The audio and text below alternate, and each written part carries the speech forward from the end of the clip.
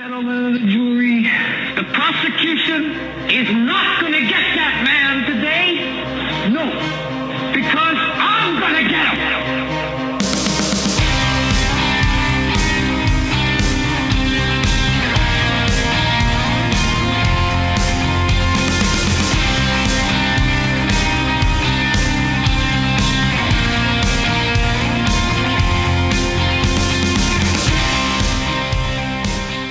This is a Hagmann Report for today. It is Monday, December 3rd, 2018. I want to welcome everyone to tonight's program. We got a great show lined up for you tonight. Starting out, right out of the gate, we've got Steve Quayle, Tom Horn, and a gentleman that you've just got to meet. Of course, go to HagmannReport.com.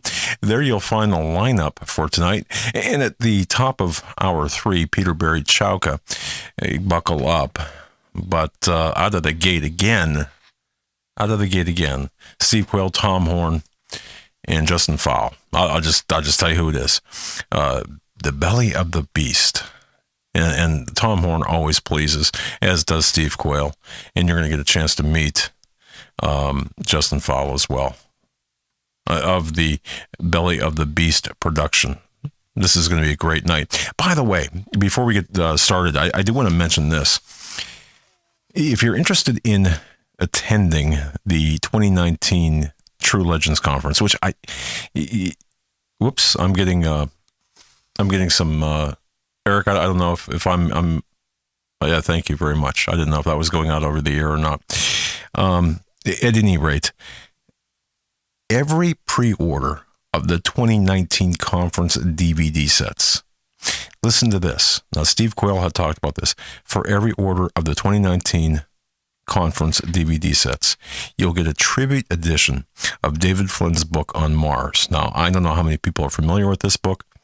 It's going to be a collector's item. As a matter of fact, when it went out of print the last time, it was selling on secondary markets for $500-$600. I saw one as high as $800. It's just incredible. It's an incredible book. I've got one in my library. The references with David Flynn, or by David Flynn, just phenomenal. What a great mind. But there are limited numbers. So go ahead and order your DVD sets, especially considering if you're into gift giving for Christmas, if that's what you do. This would be a fantastic buy, of course, or fantastic to give someone that book, as well as keep one for yourself. And by the way, Steve Quayle owns a copyright to that book. Once they're gone, they're gone. And the book will be retired. The title will be retired. So that's, it's really important. And as I said, the last time they went out of print on the secondary market, anywhere between $500 and $800, it was just crazy. Also, ticket prices are $100 before December 31st for the conference itself. And after that, they're going to be up to $125.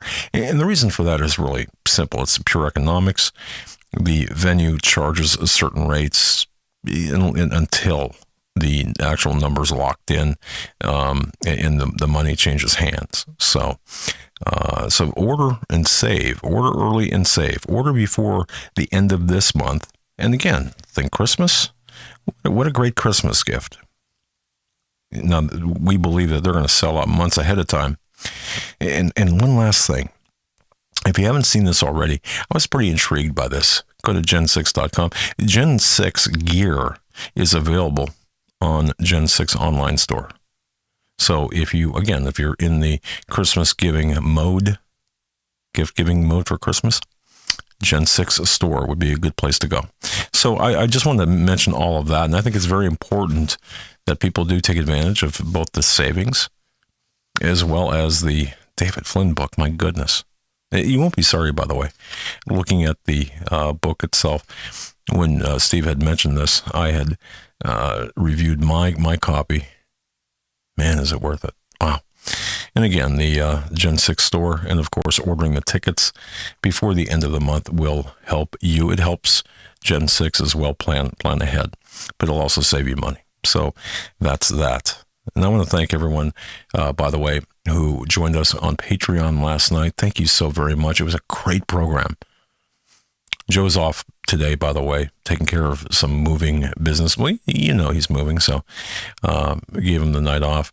And of course, he's not. His show is in hiatus this week because of that move.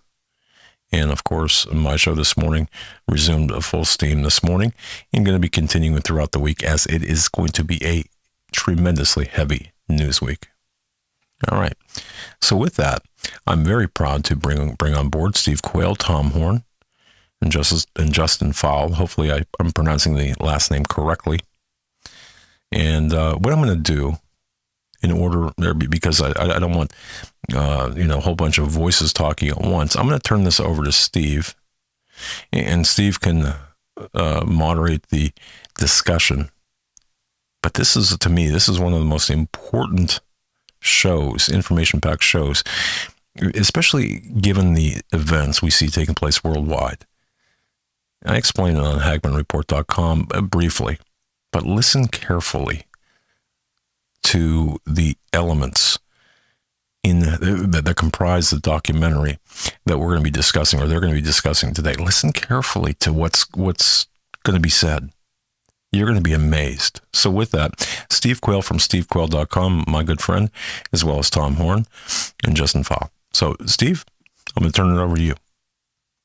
Well, Doug, I think you really nailed it. This is going to be one of the very most important shows I think that Tom and I have ever done, and Justin, who is a filmmaker, will be on, I think, for the first time with Tom and I.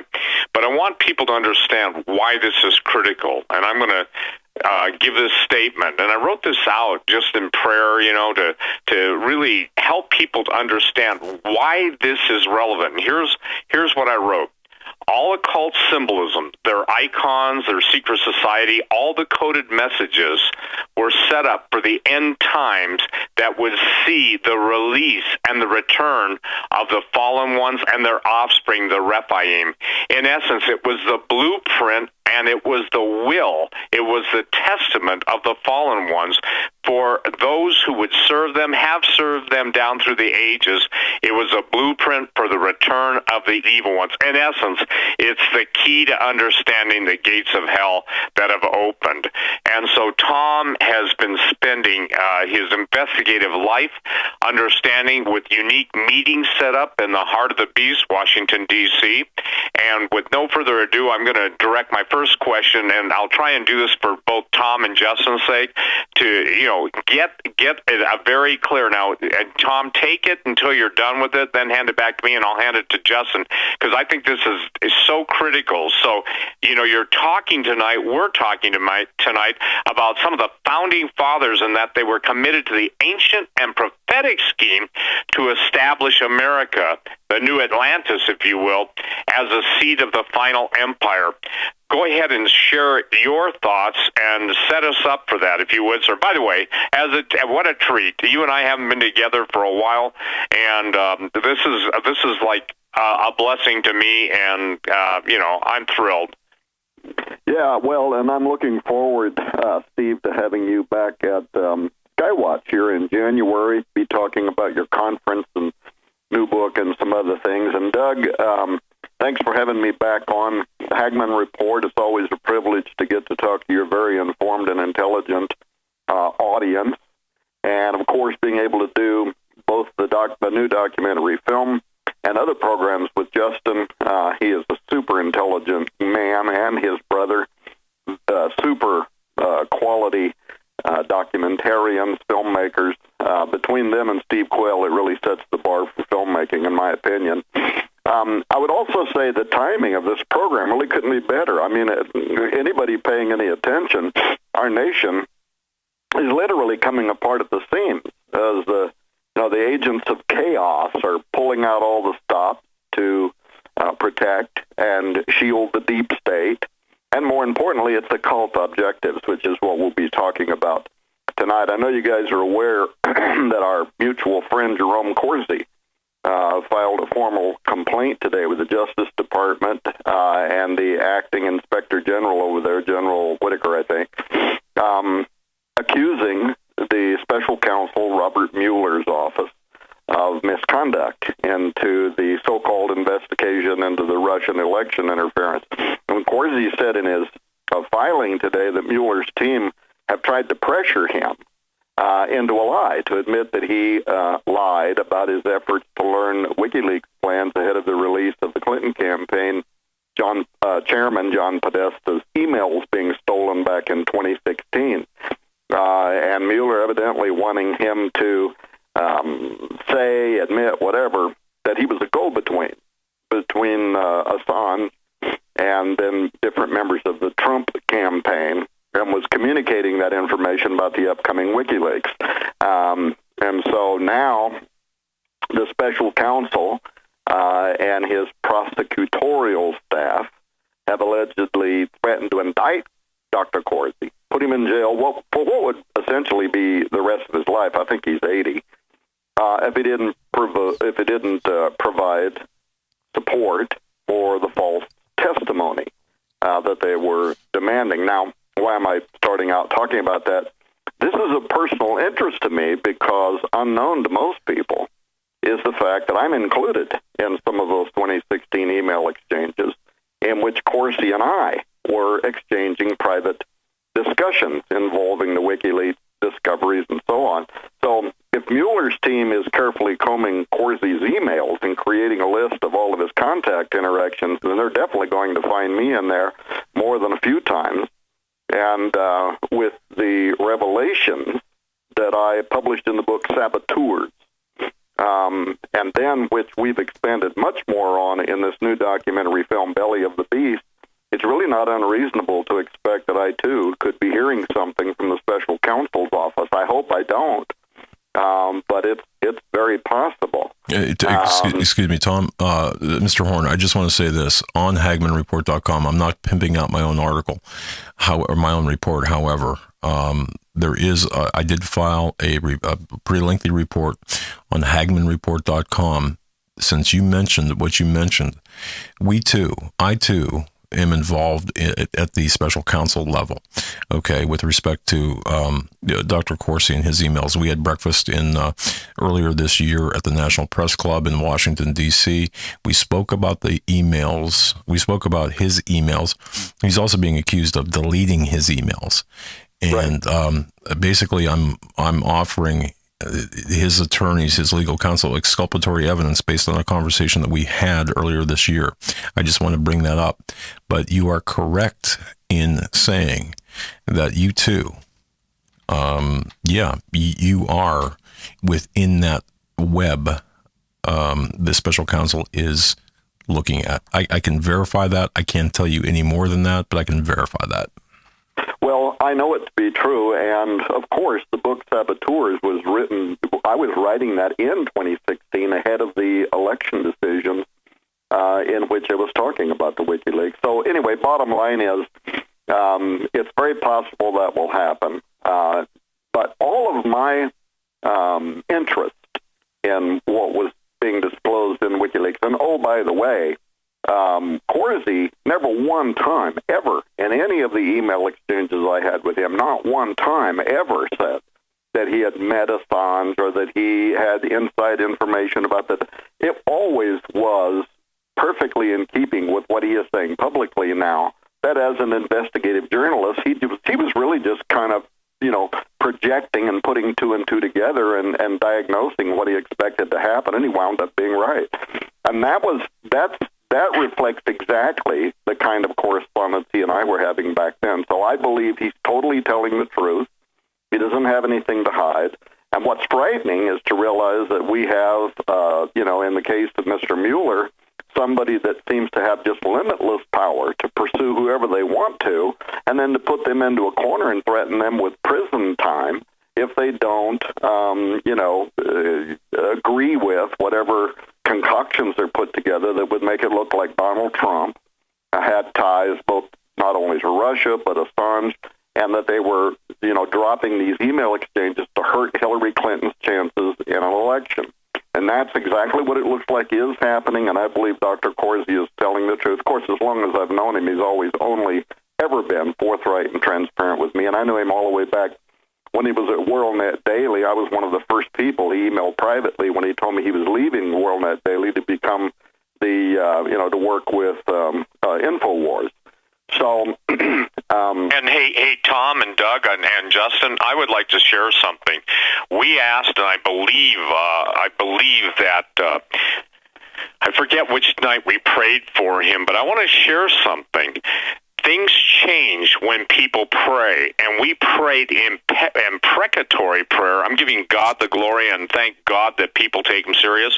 We are now in a battle, and I think, Tom, as you're going to lay out, and Justin's going to lay out, that we're in a battle of such a spiritually wicked, horrific evil that's being poured forth that, Tom, the years we talked about the gates of hell are opening. So I want people just to start thanking God tonight after this program. When you pray, thank him for delivering Dr. Jerome Corsi. I interviewed Dr. Corsi, I don't know, a dozen years ago. I found him to be an exemplary man. And ladies and gentlemen, you've got to understand, here's what's going on. The occultists have controlled the discourse from the time until the gospel put them in the background.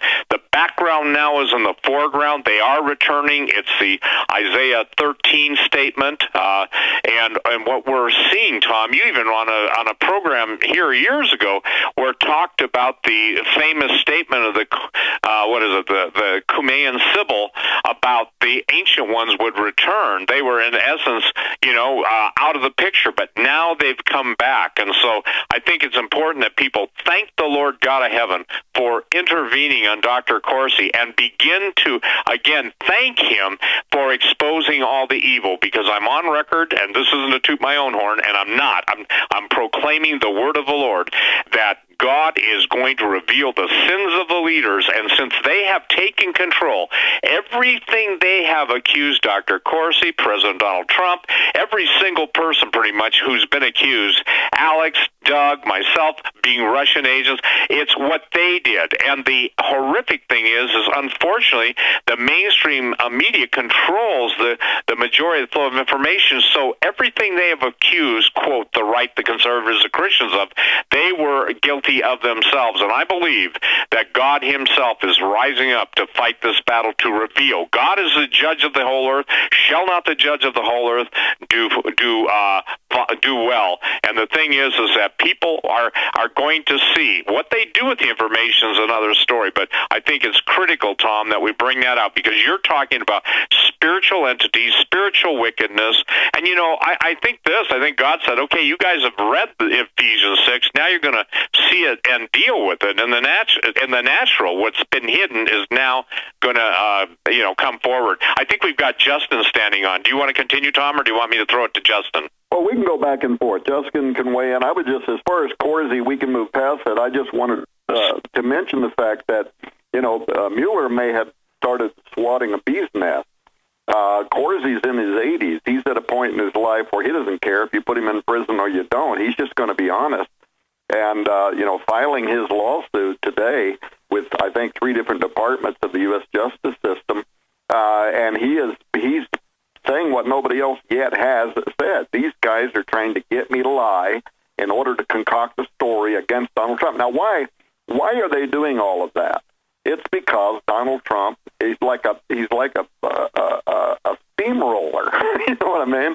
He's like a clumsy, broken steamroller that's not great at articulation or anything else, and he's full on taking on the deep state, and as Colonel McGinnis would call it, the deeper state, which is what we want to talk about this evening, because the key is, Steve, as always, you've really keyed in on the most important elements here.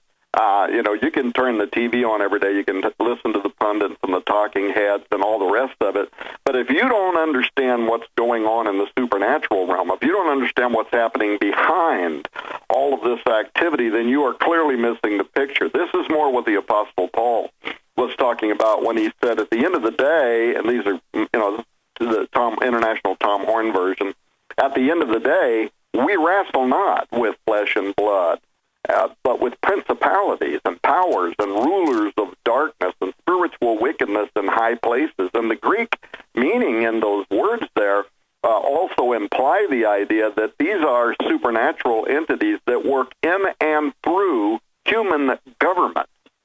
They affect, they influence persons that have the ability to legislate, to make law, towards what end? Well, that's what we'll talk about tonight, towards a scheme that has been a part, an inception within the United States of America since its founding. Well, and I think it's important, too. Now, Justin, having stood by and having filmed with Tom in D.C., obviously you've taken, and I want to commend you. I always want to tease you a little bit because you're the filmmaker who's just in time. Can't resist. but as whatever. I say that. But you're into the more occult level. You're probably one of the only Christian filmmakers who really understands the historicity, that's a better word, of evil. So as you were with Tom in D.C. and in the belly of the beast, what were some of your immediate feelings as you would obviously interview Tom, take the different shots you guys were getting? What's the overwhelming sense you had knowing what you know? Because you've got a good background, my brother, in this stuff. Well, thank you guys for having me on, and thank you, Steve. It's unbelievable when you get out to D.C. because you're surrounded by occultism everywhere you look. It's been repackaged so that you've got school buses of kids walking around and oohing and aahing at all these amazing American historical sites. But people who have eyes to see, who have ears to hear, who understand the significance prophetically and from the occult esoteric schools, who understand these things, you cannot walk through a city like D.C. and not understand that this is sick and twisted. There are strongholds over the entire city. There's wickedness everywhere you look. And then you've got actual symbols that are drawing down power that are all over the government buildings. And some of these buildings are old. Not to mention, we're dealing with ancient pagan temples that have been reconstructed on American soil for the sake of drawing down power and to be used in rituals. So when I go to a place like D.C., I feel that energy. I'm very sensitive to spiritual energy, and I can very well tell you, after being to D.C. 3 times, every time I go, I feel that same sickness in my stomach. Do you sense it's increasing too? I'll ask you, Justin, to answer, and then I'll turn it to Tom, because we know that it's going to wax worse and worse. And ladies and gentlemen, this is no longer an optional fight. And so, Justin, since the previous time you were there, this time, tell me the intensity. I guess that's the word I want. Well, I will say the intensity is definitely getting higher. There's no doubt about that. To the point where multiple times on this trip, I began to feel sick on my stomach and chest pain. I can definitely tell you that, Steve. But I also want to add this. We've learned more. More has been revealed over the years. We tend to learn more as we go. And as Christians, we always need to be learning. We never want to backslide in our understanding and in our knowledge. We always want to grow in our knowledge of what's going on. But being in D.C. this time, there was another element that we didn't have previously. We were now on the radar of people who were watching us. Previously, we were not being watched specifically, but this time we were. The Freemasons knew we were coming to town. We had been blackballed by the 33rd degree Scottish Rite at the Herodome in D.C., and so we were already under surveillance. We noticed there was a woman and a man who tended to always be crossing our paths constantly every day in front of our hotel, and some days multiple times per day, Steve. Well, and again, having lived in that world and knowing what you see. By the way, I got to ask you, and again, I'm not making fun of this, but they didn't have leather trench coats, did they?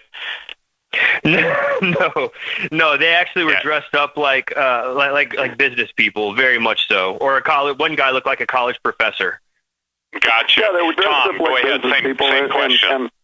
Yeah, so we get there on this recent trip, and I've been to Washington a bunch of times. And by the way, I never even talked to Justin about this, but every single time I go to Washington, when I start driving into D.C., it literally feels like I'm driving under a dark cloud. And I become physically ill until I leave that town. So there is something, and of course we know what the something is, that is very, very demonic. You're walking into the lion's den there. But this time, we stayed in the hotel I always stay in because it's within walking distance of the mall. And but we go down to breakfast in the morning, and it's the film crew. It's me, it's Justin, it's Wes. Althea Anderson is there. Althea had spent quite a bit of time actually putting together all of the film permits for us, and we had all of the permits, so we could film everywhere. In addition to that, she had contacted the Scottish Rite headquarters, and they had sounded very favorable that they were going to interview like they did me in 2009. They were going to do that again, and they were going to give us rights to film and all that. And then they went to skywatchtv.com. That was the end of rolling out the red carpet. They got a hold of Justin, and they said, no. You can't film anything. Furthermore, they said, you can't even film on the sidewalk outside of the building, which at first I didn't even think was legal, but turns out in Washington it is legal, that they hold the rights even to the road that is in front of their building. And if you even did a drive-by filming, if they wanted to, they could sue you over that. So they became very, very hostile. Well, we get there. They knew what our travel itinerary was because we had to be able to tell them in the application when we would be there and where we would be filming and all that. So we get to Washington, and, the first morning we go down to have breakfast in the hotel restaurant, and here's this guy, right, this well-dressed guy, as Justin described him, and he's got a briefcase. And he's just sitting off like he's minding his own business. But later on in the mall, here's this guy again. Then later on that day, here's this guy again. Then we get back to the hotel that night. Here he comes back to the hotel again. And he is basically everywhere we go, he's there. There's a woman who's doing the same thing. And one of the strangest things that ever has happened to me, we invested in all of the best, top-notch recording equipment, cameras, and all of the rest of it. And Justin can maybe explain this because I've heard of Stingray technology. I don't really know what it is. But when we're standing in the mall and I'm standing there and I'm describing, the layout of Washington, D.C., what this represents, what that represents, and all of a sudden the audio, this has never happened before, the audio begins being siphoned off, right? And I look over and here's this woman, and she's standing there, and she's got this suitcase. I don't know what's in the suitcase, but she's standing there, and the audio begins getting siphoned off, and it's happening over and over. Now, when we got back, Justin said, man, this is ruined. What do you want to do? You want to come in and do some voiceover inside the studio? I said, no, put it in the documentary film. We need people to see what was happening to us with Stingray technology while we were in Washington, D.C. But then I went even further, and we took the dates and times because Lieutenant Colonel Robert McGinnis from the Pentagon is also in this film. And I got a hold of him, and he did some checking, and he got back to us, and he said, yes, while you were in Washington, D.C., they definitely were agents on the ground, and they were using Stingray technology. Well, Justin, you want to go into any more detail? Yeah, I want to make a point. It was very odd, Steve, because what happened was Tom had done a breakdown of some very, very interesting information, but then right as he starts talking about this raising of Osiris ritual, at that point, and I want to make this very clear for anybody who understands technology, we had two extremely high-end microphones, literally like the highest grade wireless technology money can buy.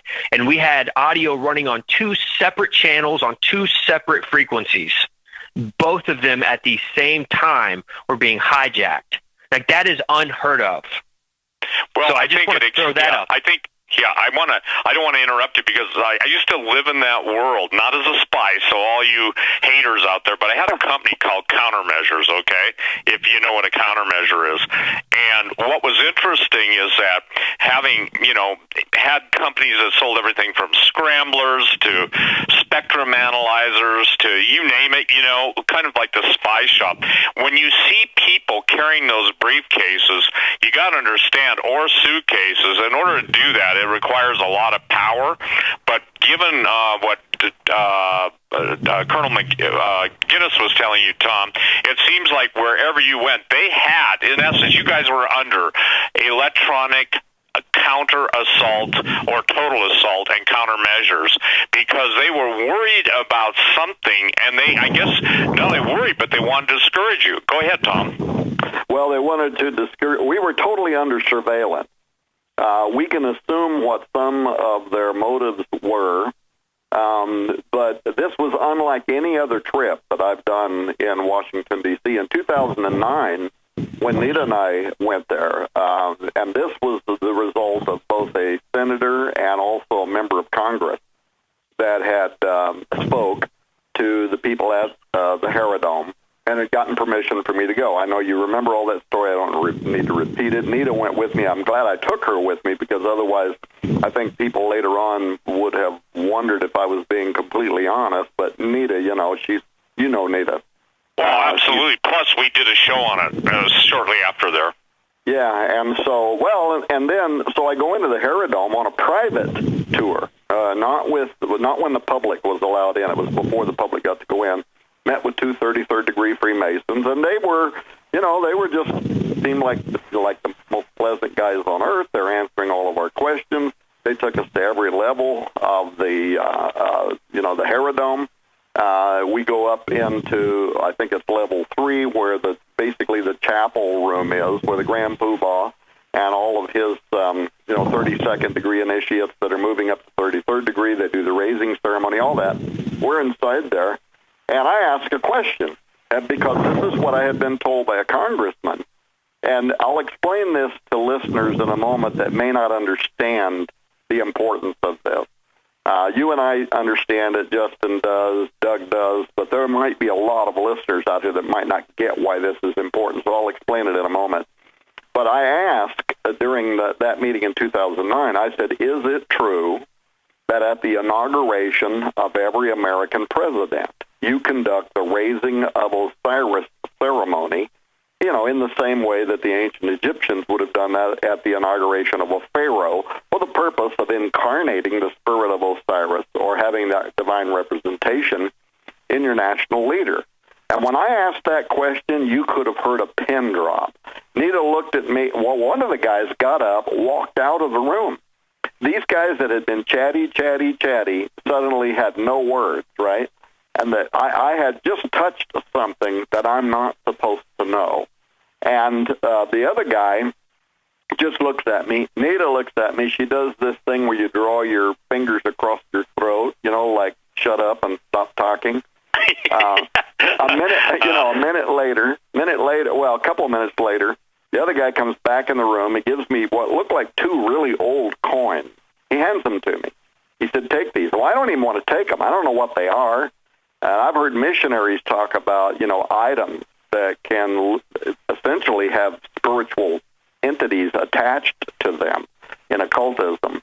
So I'm really paranoid now. I don't want to take these things. He says, yeah, you need to take these. And so I said, well, why? Why would I want these old coins? On one side, it wasn't the Statue of Liberty, but it had a goddess-like image on one side. Then the other side looked very much, not identical, but very much like the reverse side of the Great Seal of the United States, where it had a pyramidal figure on it. And I said, well, why would I want these? He said, well, take them. And if anybody asks you anything, you might need to present these. And so I put them in a little, wrapped them up in a paper and put them in my pocket. And I came home, and I immediately got a hold of a guy that was an ex-33rd degree Freemason that had gotten saved. He was a friend of mine. He was one of the guys along the way that was actually helping me.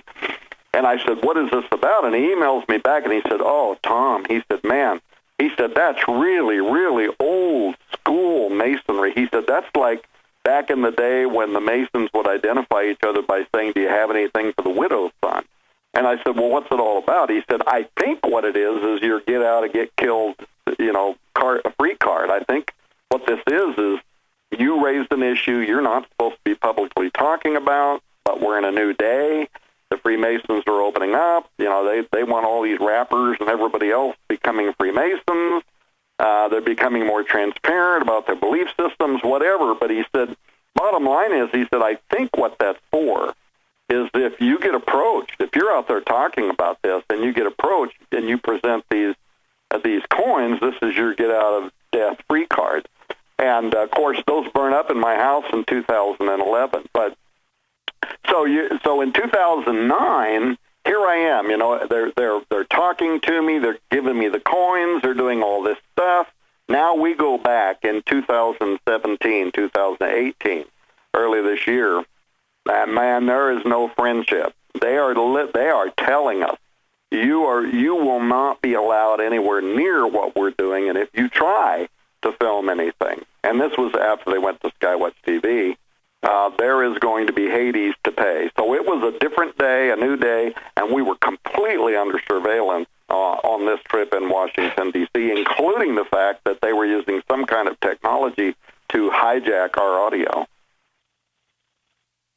Well, and I think that people have got to understand. Let me share something too, Justin, then I'm going to turn right over. And this is important, Doug. Everybody has got to understand war has been declared on the alternative press and on all who are speaking of the spiritual backing of the evil. Now, again, I told you, I don't know if you heard me say this, Justin, on the show, and I'll turn it over to you in a second, but there's this kind of, I would say, naivety in modern Christendom, and even in semi-aware Christendom, that somehow there's portions, you know, of the planet that are still good. That's not true. The whole world lies in the evil one, the whole world. And now, I gave a formula that was given to me years and years ago, decades ago by the Lord. Identify, vilify, nullify, destroy.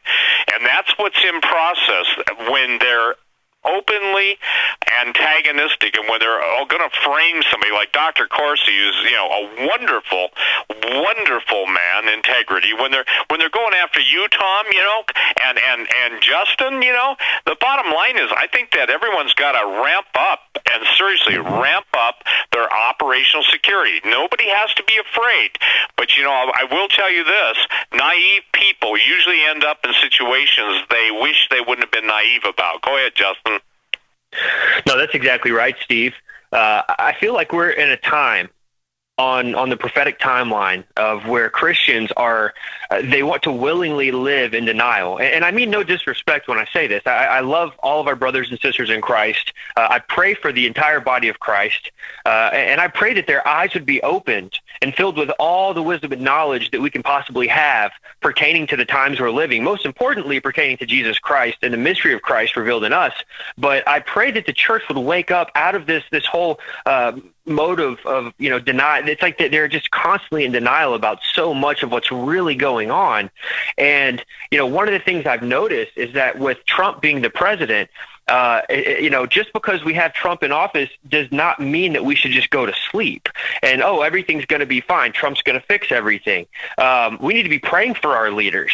We need to be praying for what's taking place in this nation. And I've seen people after the election, it's like they just want to kind of go back to sleep, like everything's good now. And in reality, when good things start happening for Christianity or for our government, whatever you want to say, when good things start happening, there's always going to be a strong opposition trying to cook up their next move. And that's my opinion, of course. But I believe the church is in a state of slumber when it comes to understanding what we would call alternative information, alternative facts.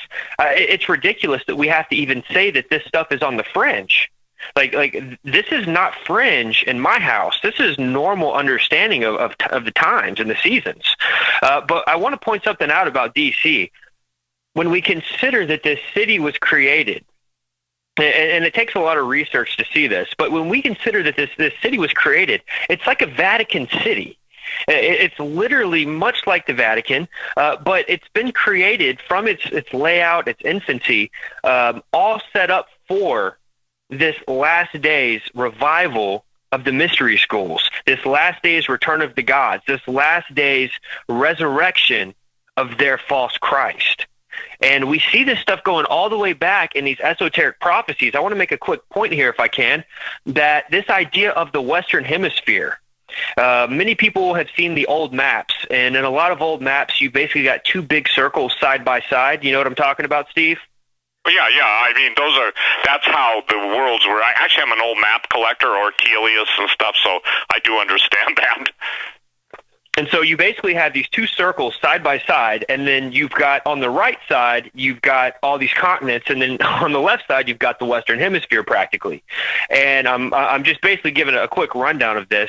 When we go back to the ancient Egyptians, they prophesied that there was going to be coming this great revival and this great philosophic empire that was going to bloom way down the line in the last days, and it was going to take place in the Western Hemisphere, in the great continent. And then we also have similar prophecies going back to the ancient Greeks, the polytheistic Greeks. They were prophesying of this same information. And the Greeks were extremely intelligent. We have evidence that the Greeks actually made it to what we now call North America. They made it out here long before Columbus did, and they charted the Great Lakes area. How in the world would the Greeks know about the Great Lakes? I mean, all these things are adding up, showing that these prophecies of the occult mystery religions of the Western Hemisphere, they are all being fulfilled in our constitutional government in the United States. Now, before people get their feelings hurt and they say, hold on, this is crazy, you're knocking the Constitution. No, I'm not. I'm just going through history here. And as Lieutenant Robert McGinnis breaks down, which, by the way, he has a great deal of knowledge of the history of our government as the constitutional government, he breaks down in the film how the deep state, and for years we've been calling it the shadow government. That used to be the old term, the shadow government, but now it's called the deep state. And Robert McGinnis breaks down how this shadow government, this deep state, goes all the way back to our founding fathers and even George Washington himself. And he breaks this down in the film and explains how they created all of these things in secret, how the windows were locked, the shutters were down, and the framework for the government was done in secret, even at its foundation. And we find out that these mystery schools that our founding fathers were involved in, they believed in the old prophecies. They knew of the ancient prophecies of the Egyptians and the Greeks, which ironically, those prophecies tie back into their mystery schools that are believed in, that are still operating on American soil today.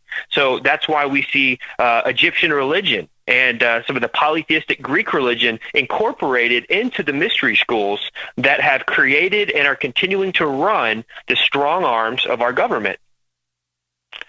Well, and Tom, one of the things that let's jump into right now, because, boy, we're burning through time.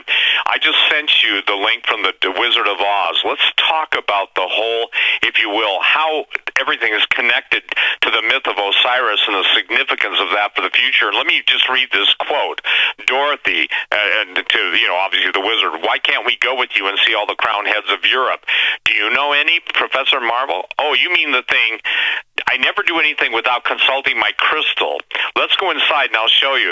This is the same genuine magic, authentic crystal used by the priests of Isis and Osiris in the days of the pharaohs in Europe, in which Cleopatra first saw the approach of Julius Caesar and Mark Antony.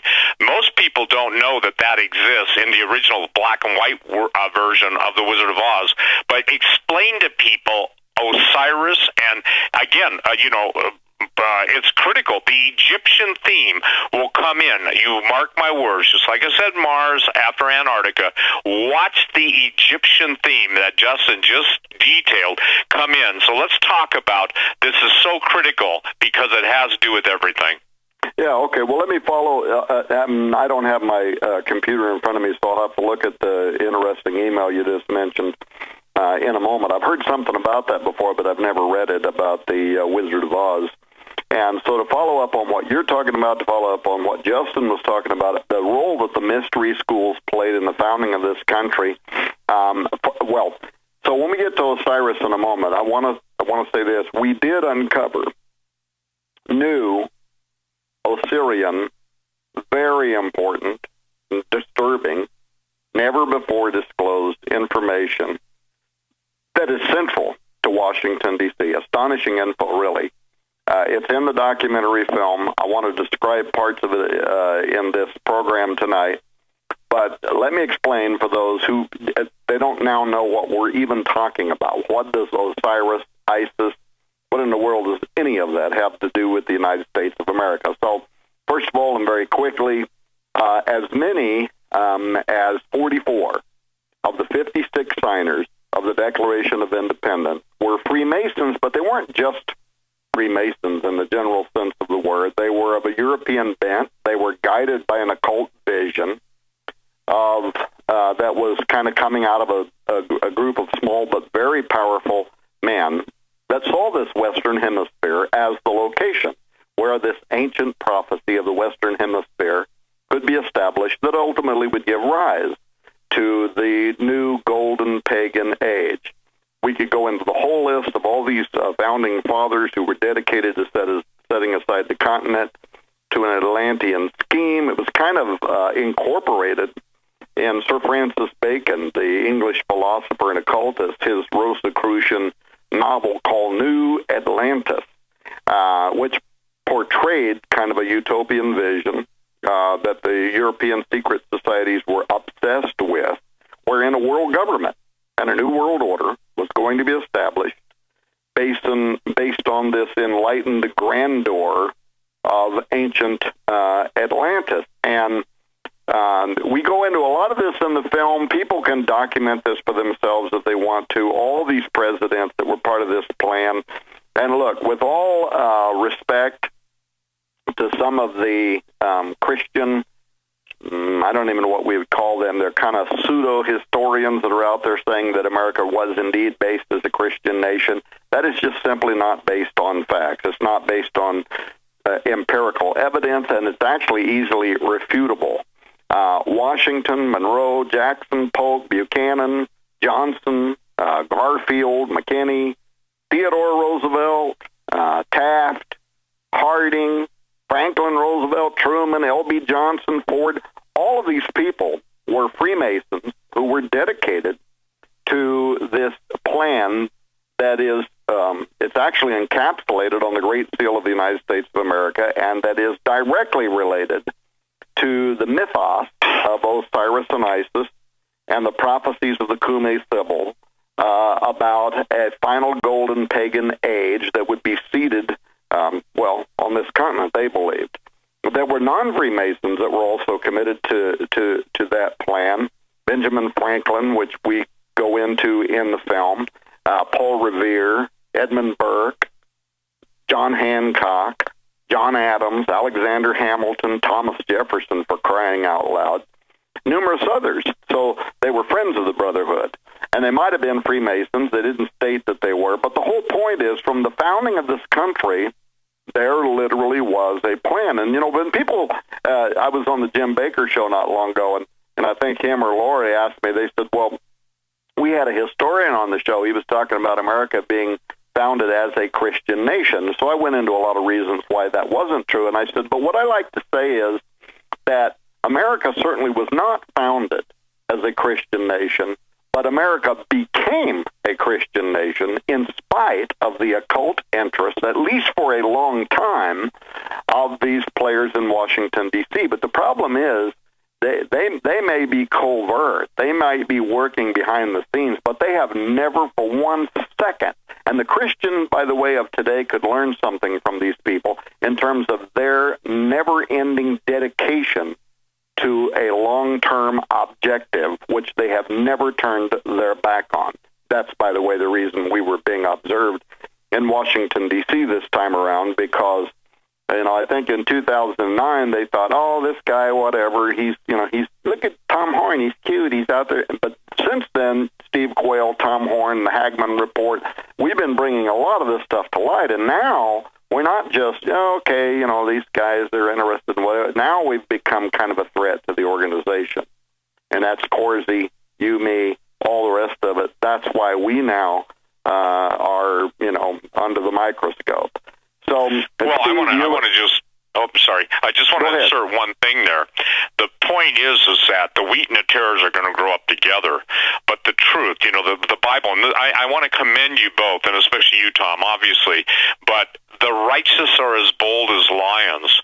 And ladies and gentlemen, your intercession for Tom Horn, for Justin Fall, for Timothy Alberino, for myself, for those of us, for Doug Hagman, for Joe Hagman, you don't know what goes on behind the scenes. You don't know the attacks. And people think somehow that Doug and I sit up making up all this stuff and then go out and make it up. And, I think it's really critical that it will become so apparent, I don't think more than a couple months, that every waking moment, prayer, and we can only go, here's a warning, we can only go and should only go where the Lord shows us and tells us to go at the right time. I pray continually, Tom. I don't know where I'm going here. I know where I'm going, but we need to be at the right place at the right time, sent by God or held back by God at His appointed place and time, and never the wrong place at the wrong time. And this is not a caution. I know we all charge in where angels, especially fallen angels, choose to dwell, not fear to tread, but choose to dwell. And I think that it's critical that people understand. Now, here's something else. You said something about the New Atlantis, the Egyptian theme. We've had the Anubis statue paraded through the country. We had the Mayan crystal skulls. We are an occult-based society, and what you've done, Tom Horn, what you've filmed, Justin Fall, and Wes, say hello to Wes. Wes is my brother in the beard. I love that guy. The bottom line is that we're at the point now in history where everybody's going to have to choose a side, and the choosing has to be untrue. So when you, Tom and Justin and Wes and your film crew go out into the heart of the beast is no longer, how do I say this? In one respect, they want everybody to know, hey, we're the beast. But in another respect, they think they can just continue on. Now, I want to share something. When I was in the Grand Canyon last year at this time, the whole theme that kept coming to me in the filming of the different landforms, Egyptian, we had the first time in history in the Egyptian presence in the Grand Canyon, the Pacific Rim, the Great Smithsonian cover-up, an eyewitness who basically was there, saw the Egyptian artifacts, go to John Wesley Powell, the Smithsonian. The Smithsonian is the one that's covering up the little alien, the Atacama alien. I went through, and I come right back to what you guys are doing. When we went to the Atacama, I didn't go there, but the Atacama desert, a friend of mine, Klaus Dona, was the one who was first given access to little alien. Well, now they found a second one.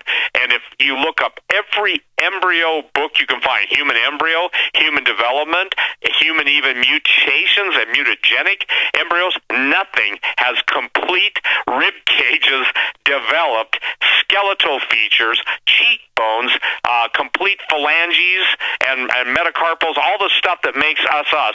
That is, again, being controlled by the Smithsonian, who, by the way, all of the people at the Cosmos Club are all members or were members of Masonic lodges. And isn't it interesting that now we've got full-scale French Revolution underway, and most people don't need to, or we don't have time to go there. Excuse me, but there's two different factions of Masonry, maybe more than that, but there's the British and the French. And isn't it interesting? We're dealing with Egypt, but our film, Egyptian, by the way, that film is so important, but you're talking about all of the stuff that is in Washington, D.C. It all goes back to the Egyptian priesthood. It all goes back to Atlantis. It goes back to the priests of Sais, S-A-I-S, some people pronounce it Say, who said when it comes to understanding calamities and all, I'm paraphrasing, all of this stuff, you Greeks are but children. So now we've got all of the hidden, and I believe God's doing it. He's showing everybody, look, you are seeing the foundation of the, not only foundation, you are seeing now the thrusting forth of the beast system. So I remember people used to get bent out of shape when I said, and 20 years ago, when I said America's Misty Babylon, and then guys even came out, I'm popular Christian author saying, Babylon Babylon, literally Babylon in Baghdad will be rebuilt, you know? Well, Jesus even calls Jerusalem, he calls, you know, the mystery whore. So, forgive me. There's three places. There's historic Babylon, there's religious Babylon, and there's economic Babylon. But when you see and hear what you guys are doing and have filmed, it comes home, and where else would the horror rise except in Mystery Babylon? Will you go into that too? Yeah, well, and so why would they have an interest in shadowing us in Washington, D.C.? Why? And Steve, it was at the very point, and this was something Justin said a moment ago, it was the very point we're standing in the Washington Mall.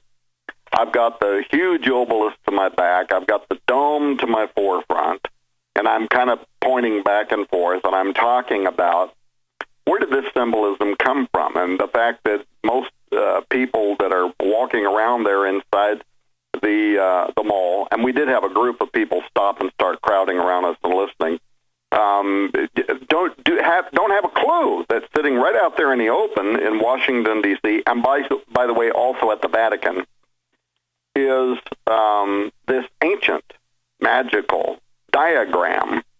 It's a primeval concept. It was designed in antiquity for the express purpose of regeneration, resurrection, apotheosis, for deity, incarnation from the underworld to Earth's surface through union of these respective figures. The dome, like you see in Washington, the U.S. Capitol dome, which represents the ancient structural representation of the womb of Isis, which is also what you see there in St. Peter's Square, and the obelisk, the ancient representation of the erect male phallus of the god Osiris, which you see both in Washington and also in the Vatican. In fact, the one in the Vatican was actually excavated from the ancient city of Heliopolis, or what the Bible calls the city of On, which was dedicated to the god Osiris.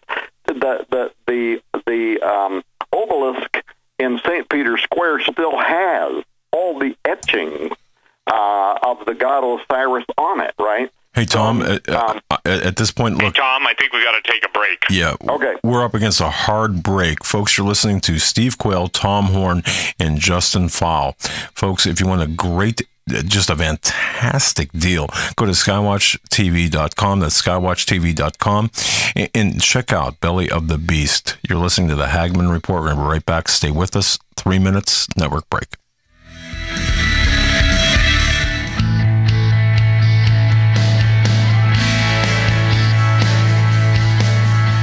This is the Hagmann Report, hour number 2 with Steve Quayle, Tom Horn, and Justin Faul. Excuse me. Belly of the Beast. Man, I'm going to tell you something. The information already given to you is just fabulous, and I just want to direct people to skywatchtv.com. And by the way, if you've got a look, you can live stream Belly of the Beast. What we're talking about, what Tom and Justin and Steve are talking about, you can stream that right to your television set if you so desire. But biggest giveaway of 2018, and this is part of it, or this is the elbow or the joint, the hinge part of this giveaway, or this great deal, I should say, not a giveaway, but a great deal. Visit skywatchtv.com. And again, Steve Quayle, Tom Horn, and Justin Faul. Just a fantastic production, folks. You got to see this. It'll just blow your mind. Before we get back to Steve, Tom, and Justin, you're going to thank me. And I'm going to tell you right now, you are going to thank me. You look at the headlines. We talk about this all of the time. Everything that we see, man. Well, you heard Tom Horn talking about being under surveillance. And we've been under surveillance. D.C., it's a surveillance capital, in my view, of the world.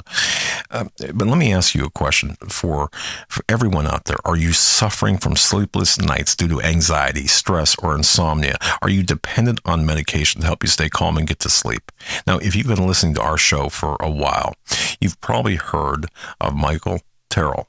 and the Whole Tones music frequency, the frequency of King David. His frequency music collection has been helping people around the world find calmness, inner peace, and tranquility. He has now released a new high-fidelity portable speaker with proven life, love, and lullabies collection of frequency music to soothe and help you sleep. Guaranteed. My wife has been using it, and I'm going to tell you, it has revolutionized her nights. And that is no lie. I should bring her on and she could tell you all about it. It's the coolest little device you'll ever see. It's like the size of a hockey puck, and it works wonders.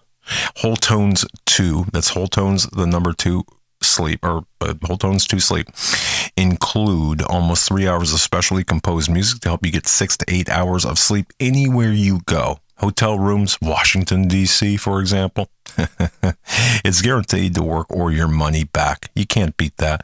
With over 40,000 already sold in 162 countries, this is going to make a great present to wrap up for all of your friends and family. We got one for, I'm not going to tell you who, because it works so well with my wife. Imagine the gift of deep, restful sleep. Stop counting sheep. Stop taking the medication. Of course, consult your doctor. But imagine the gift of deep, restful sleep. Again, start counting your blessings instead of counting sheep. Check out Whole Tones to Sleep now. Just go to sleepmusic.com. That is sleepmusic.com. Sleepmusic.com to get a free sample. And again, sleepmusic.com. All right. Now, again, with us is Tom Horn, Steve Quayle, and Justin Fowle. I was going to say Beauty and the Beast. The belly of the beast is more like it. I interrupted Tom mid-thought, midstream. Tom, if you want to pick it up, I'm going to toss it to you, sir. Yeah, okay. So and I know we only now have an hour, right? So the layout of Washington, D.C., the layout of the Vatican City, for the people that are listening to this program, and they're like, okay, so what? So what's the big deal? What is this all about, and how does this tie to the deep state and the occult in Washington, D.C., and their scheme to bring about the rise of a new golden pagan era? So let me just, as quickly and as succinctly as I can, the U.S. Capitol has been called the Mirror Vatican from its beginning due to the strikingly similar layout and design of the primary buildings and the streets. And it's not by accident.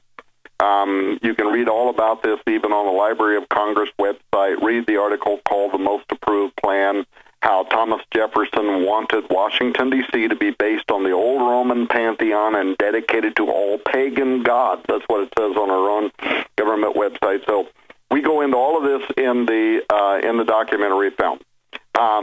Now, like Rome, Washington, D.C. has 7 hills corresponding to the heavenly layout of the stars of Pleiades, all of that stuff. But the parallelism between Washington and the Vatican is most clearly kind of illustrated by the Capitol building and the dome facing an obelisk known as the Washington Monument.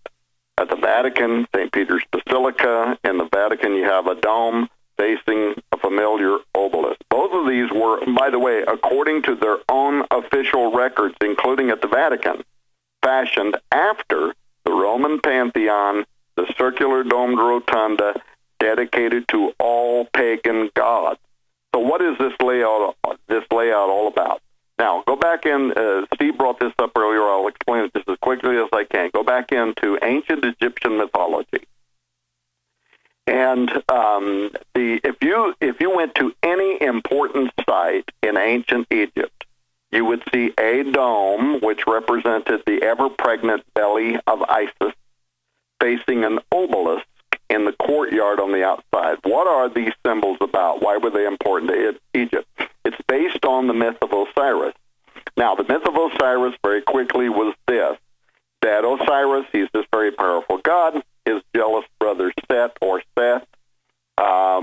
decides to kill him. He gets 72, really important number, by the way, 72 conspirators to help him, and they kill his brother Osiris, nail him up in a box, deliver him to Seth.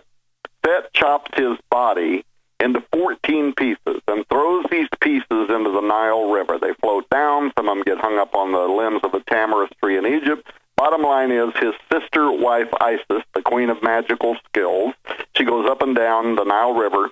She finds 13 of the 14 pieces of her brother, husband, Osiris. She can't find the 14th piece, which according to legend was swallowed by a fish. All right, so now, and that was his male organ, his phallus. So she goes back, she puts together, in order to form a more perfect union, she puts together the 13 pieces of Osiris. Keep that in mind when you look at the 13 original establishments in the United States of America, why they kept it at 13, and then established Washington, D.C., and build an obelisk facing the dome. But she takes the 13 pieces of Osiris, puts them together, and then she conducts the first raising of Osiris ceremony. She builds an obelisk and fashions it to his ithyphallic corpse, the obelisk as his male organ, and she uses it to impregnate herself. So she conducts the first raising of Osiris ceremony. She draws up the seed of Osiris from out of the underworld. It moves through the testes of the base of the magical obelisk. It emits into her body, and she becomes impregnated with the seed of Osiris, which is also called Horus, the son of Osiris. He becomes the first great legendary dying and rising god. Now, I did that very quickly. You're going to miss some points in this, so you need to see the documentary film to get all the parts and pieces. But that was the myth, the story, that kind of undergirded all of the cosmological beliefs of the ancient Egyptian society. So important was that idea that at the inauguration of every Egyptian pharaoh during a festival called Opet, the pharaoh, the gonna-be pharaoh, would get on a barge. He would be taken up the Nile River. On both sides of the Nile River, the Egyptian laity would walk along, playing out the myth of Osiris.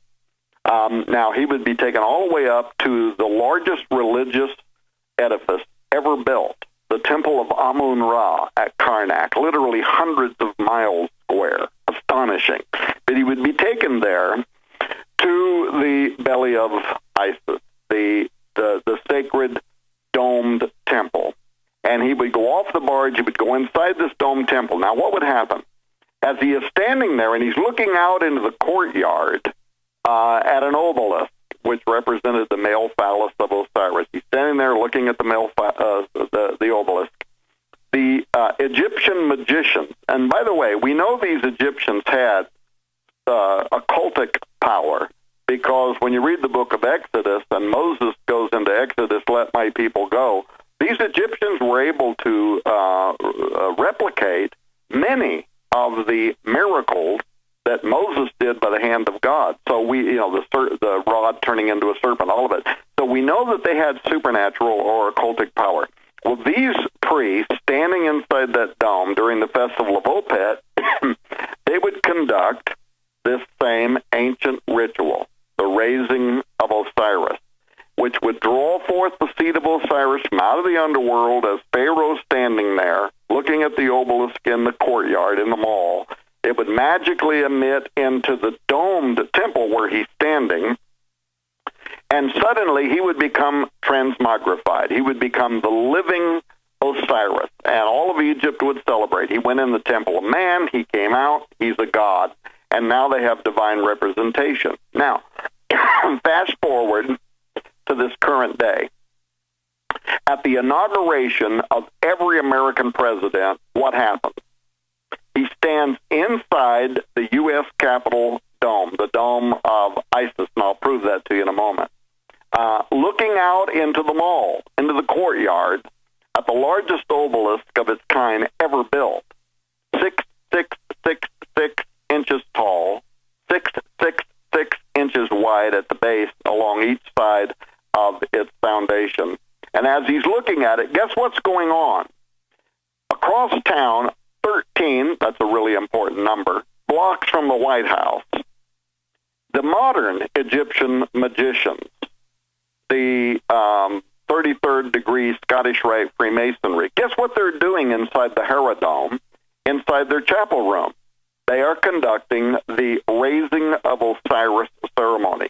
They do it at the inauguration of every American president in the same way that the ancient Egyptians did this at the inauguration of every pharaoh. Why? It's all explained in the Great Seal of the United States of America, where the prophecy is contained. And by the way, all the symbolism, too. The uncapped pyramid overshadowed by the Eye of Osiris, Horus, the Novus Ordo Seclorum, the prophecy of the Cumae Sibyl. I don't know if we'll have time. If we do, I'll go into explaining how all of that works. But this is happening at the inauguration of every American president in anticipation of the day when an American president is going to take the helm as king, God, whatever you want to call it, of a new world order with America at its headship. This is what the deep state in Washington, D.C. believes. It's why their hatred of anybody like Donald Trump, who would dare to challenge them or defer their plans, or Jerome Corsi, Steve Quayle, Tom Horn, Justin Fall, Doug Hagman, anybody else that dares to stand up and explain what is truly going on behind all of the pundits and the talking heads in Washington, D.C. are going to become a target. I want to say something, Tom, then I'm going to ask Justin something. I think it's important. The whole, if you will, phallus worship was the universal religion of the world. After that symbolized, it memorialized, it was basically a prophetic reminder of when the angels that kept not their first estate came to earth, cohabited with women, produced the race of giants, and as you've so many times articulated, that's even the middle finger salute that Antifa and all those. I tracked down the middle finger, by the way. Everybody knows what that is. By the way, you drive in Bozeman, Montana, it seems like every other car driver driving a certain brand of car uses that as their greeting when they're going 30 in a 60-mile-an-hour zone. But the point being is that the flipping off, if you will, I first found that in an old woodcut. I mean, it's amazing. And so why people have to understand this obelisk, and I get harangued on by Catholics. No, it shows the victory of the cross over the obelisk. I said, which one's bigger in St. Peter's? It is the global, if you will, celebration of the occultists of that time when the gods, little g, came to earth, impregnated earth women, and that's what all this stuff is about. Even to the silly commercials, on television, the Enzyte commercials, everything. Now, what is everything centered around now? Pornography. What is it? I won't go into a motto, but what I'm saying is this, is that this is so significant, and again, as you're saying that out of Washington, D.C., the raising of Osiris, this is pretty critical. Hey, Justin, now all of the stuff that you've been making films on, investigating, you're seeing in Washington, D.C. with Tom Horn, did it all of a sudden hit you of, if you will, the perverse nature of the fallen angels and, the political hacks? And I maintain that a lot of these guys are clones. I really do. But that's beside the point. The evil that's out there is literally ascending. That's what Tom just described.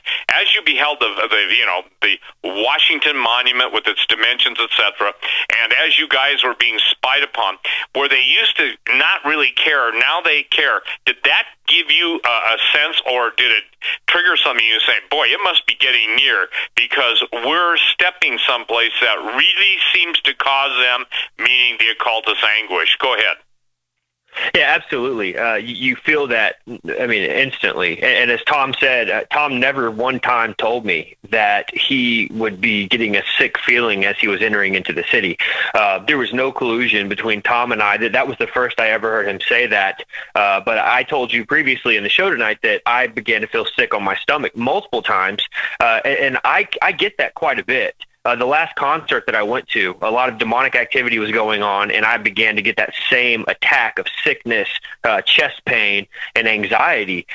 So I definitely feel that going in there. I want to just comment real quick on something that Tom said. With the Washington Monument being the largest obelisk of its kind in the entire world, we just have to let that sink in. Some people, we hear that and we just kind of move on. That's a really big deal because we're literally dealing with the genitalia of Satan for the entire globe. If you really just think about that in perspective, we've got the largest phallic symbol in our country. I also want to backtrack on something. A dear friend of mine, Chad Riley, who's a fantastic researcher. He was one of the producers for the Hollow Earth Chronicles that we did with you, Steve, and with Tom last year. Chad told me about some of the research about the Egyptian artifacts that were found over here. And this actually goes right in line with what we found out in this film. We found these old, just archaic Native American medals and jewelry that were discovered, and they were actually on display at the New York Historical Society. I mean, we're talking old stuff, which has since been covered up, but we've got old black and white scans of this stuff. And what's really fascinating is that you're seeing all of these symbols of ancient Freemasonry prevalent in the land of America. And so what we have to kind of try to understand where this comes from. We believe and we present a very strong case, almost as one of my friends said, that this film is almost like the history of America is on trial in a courtroom, and everyone in the film is an attorney, and just bringing the facts back to back to back. And what we found out, obviously you get into the idea of the name America, which Amerigo Vespucci had nothing to do with that. I'm sorry. Let's just go ahead and cross that off the board. We're dealing with the god Amaru, or Amaru, however you want to say that, which was a serpent god. And it was the same god. You're dealing with the same serpent god throughout different cultures. You had Gukamats, you had Quetzalcoatl, you had Amaru, and America is literally based off of Amaruka, which would be the land of the plumed serpent. Now, when we consider that our nation was named after this Luciferian god, that America has been this land, going back to what was mentioned earlier in the program about principalities and, a reevaluation of Ephesians 6, right? Really understanding the spiritual warfare and principalities and powers. It makes sense that this great principality that would be over this region, or as the ancients called the Western Hemisphere, to know that we are living in the region of Amaru, the region of the serpent god. That is very, very fascinating. And I think that's a very important brick in the wall to understanding where we are today and where this prophecy is leading us into. But I find it very fascinating that there has been this idea of Lucifer worship, or what other people would call ancient forms of Freemasonry. Of course, they weren't calling it Freemasonry at the time, but that this has been a cycle taking place in the Western Hemisphere. We see elements of it through South America, Mexico, actually all of North America, Mexico, Canada. We see this ancient form of Freemasonry or Lucifer worship taking place on the land, and artifacts. I mean, what in the world are these old photos of Indians? What are they doing wearing these medals in the shape of the square and compass? What are they doing? Well, yeah, and let me interrupt you right there. And this is critical. In all the research that I did on the Egyptians were in the United States of America, in the Americas, in the Pacific Rim, 235 BC. All the cave findings, Egyptian medals, all of the artifacts that were shown to my eyewitness, who was taken down into the secret labyrinth of the if you will, storage facilities that most people don't know. They're all Egyptian, and he was there at the request of a certain widow of a guy named Dr. Troy Payway, who made the statement, and this is in our film, the Egyptian Presence, the Grand Canyon, the Forbidden History series, Justin, I don't think people understand this, and Tom, you know it, because we were down there with the Native Americans, but the Egyptians were here, and they staked out so much of the Americas, both North and South America, the land of the plumed serpent, and now, just recently, even the caves of Peru, they're finding more of the Paracas skulls. This is not head binding. This is simply not head binding. That's where the Egyptians got their pharaoh's mitre. And so what is critical, okay, is simply this. The first Sherlock Holmes movie, and then I'm going to go right to the belly of the beast, Tom, is the fact that they're talking about who really controls the power in London. And you see, if you will, the occultists, and they talked about, if you will, the Egyptian priesthood. Now, when I'm talking about that, I'm talking about the fallen angel delineated, if you will, transference of power to their sons and offsprings. So those entities are coming back. And this is why it's so amazing when we were in the desert Southwest, Tom. If you remember, we started filming at, I think it was the Temple of Isis or Osiris, one of those in the Valley of the Gods. You remember that? Yeah, absolutely. And your follow-up documentary film, which you released only just 2 or 3 months ago. It's the most important thing I've ever done. Yeah, it's funny because I don't think people understand what that means. Everything you guys are talking about is the occult face, the belly of the beast, even on the front cover. Isn't it interesting? The pharaohs have the almond-shaped eyes. They have the mitres. And so the thing that's interesting to me is the belly of the beast. We've got to take it even fast-forwarded. Now, everything that was let's say this, disincarnated when the giants died, and they were all through the Americas, all over the world. Those evil spirits, as the book of Enoch and the book of Giant states, became the evil spirits on the earth. Now you got the Vatican saying, hey, so many people are demonized, demon-possessed, that I think it's important that people understand. Even today, I've got emails, people are talking about this, but let's get back to the belly of the beast, because talk about this giveaway, because I don't know how you do it. You know that's my question to you all the time. Well, sometimes we actually lose money. I mean, I remember many years ago as a teenager, I worked for the largest Chevrolet car dealership in the city of Phoenix, Arizona. And when I first went there, they said they would lose money on vehicles to sell them. And I didn't believe it. I thought, nah, that's just like salesman talk. And I learned that it was really true. It was part of their advertising budget, that they would, they'd pick 2 or 3 cars, and they would literally sell them for less than they paid for them, because they knew that when they advertised that one car they were going to put in the newspaper, that 200 or 300 people would show up wanting to buy it. Well, the first one would buy it, and then you got the chance to sell to 200 or 300 more. Now, I'm not saying I'm a used car salesman, right? But what I am saying is, what we do is we give away. SkywatchTV.com gives away more product than any other ministry anywhere, period. The reason we can do it is, to that. Yeah, well, the reason we can do it is because we are our own publisher. So we're not trying to buy stuff at 50% discount or whatever, at least not all the time. Sometimes we are, or 60%. So we can do that, and then, we buy out warehouses of stuff, whatever. And I would want the Hagmann Report listeners to be aware of something Doug was talking about, and now you're talking about, Steve. This really is the biggest giveaway of 2018. Over $350 in free books, DVDs, preparedness items, all this stuff when you purchase The Belly of the Beast from SkywatchTV.com or SkywatchTVStore.com.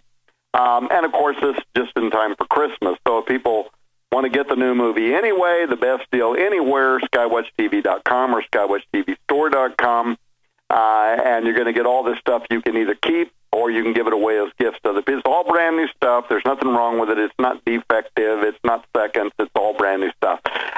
Or if you want to stream the film. So if you're listening to this program and you live, outside the United States of America, quite often it's just too expensive to have stuff shipped to you. The shipping is more expensive than the product.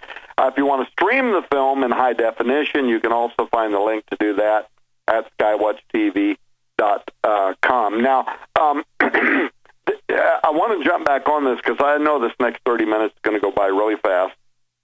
Something, Steve, you were talking about, Justin hinted at it a minute ago, and that is that this film, it not only explains what some of the listeners might already know about the layout of Washington, D.C. and the Vatican, and how that connects to the mythos of Osiris and Isis and the commitment that the early Freemasons in this country made to dedicate this country to a very specific purpose. Manly P. Hall called it the secret destiny of America.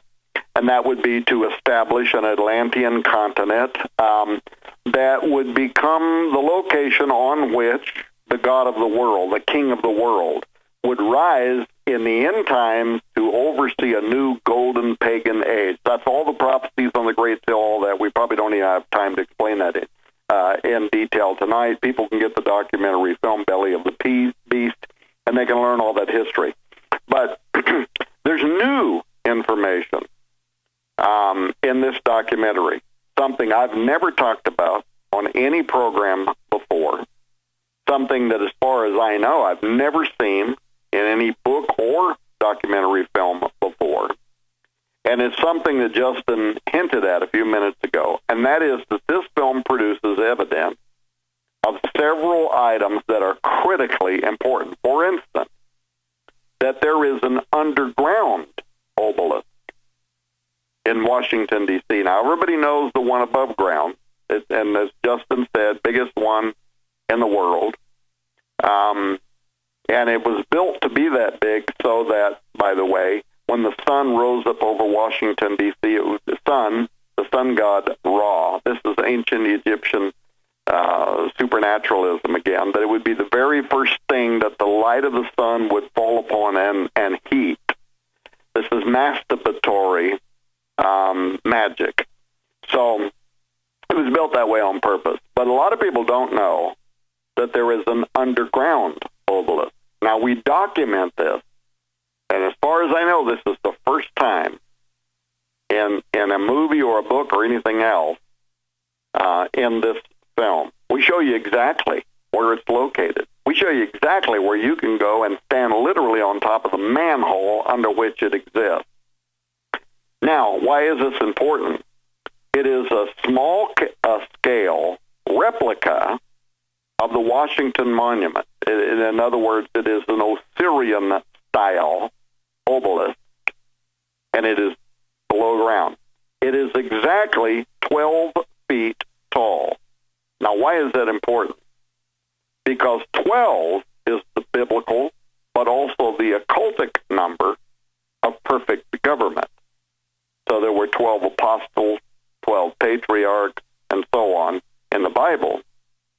But on the occultic side, there are 12 signs of the zodiac and so on. And of course, the zodiac largely built around the mythos, again, of Apollo, Osiris, Isis, and so on, which Washington, D.C. was dedicated to. So this smaller obelisk, it represents the coming final kingdom and the king over the Novus Ordo Seclorum. But there's more than that is disclosed for the first time. If you overlay the Washington Monument obelisk with an anatomically correct phallus, you'll find that that obelisk isn't just sitting anywhere. It is sitting directly in the center of the scrotum of the 666 inches high and 666 inches wide Washington Monument.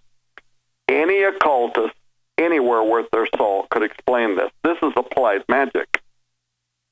The seed of Osiris is literally sitting inside the generative part of the giant obelisk in Washington, D.C. Now,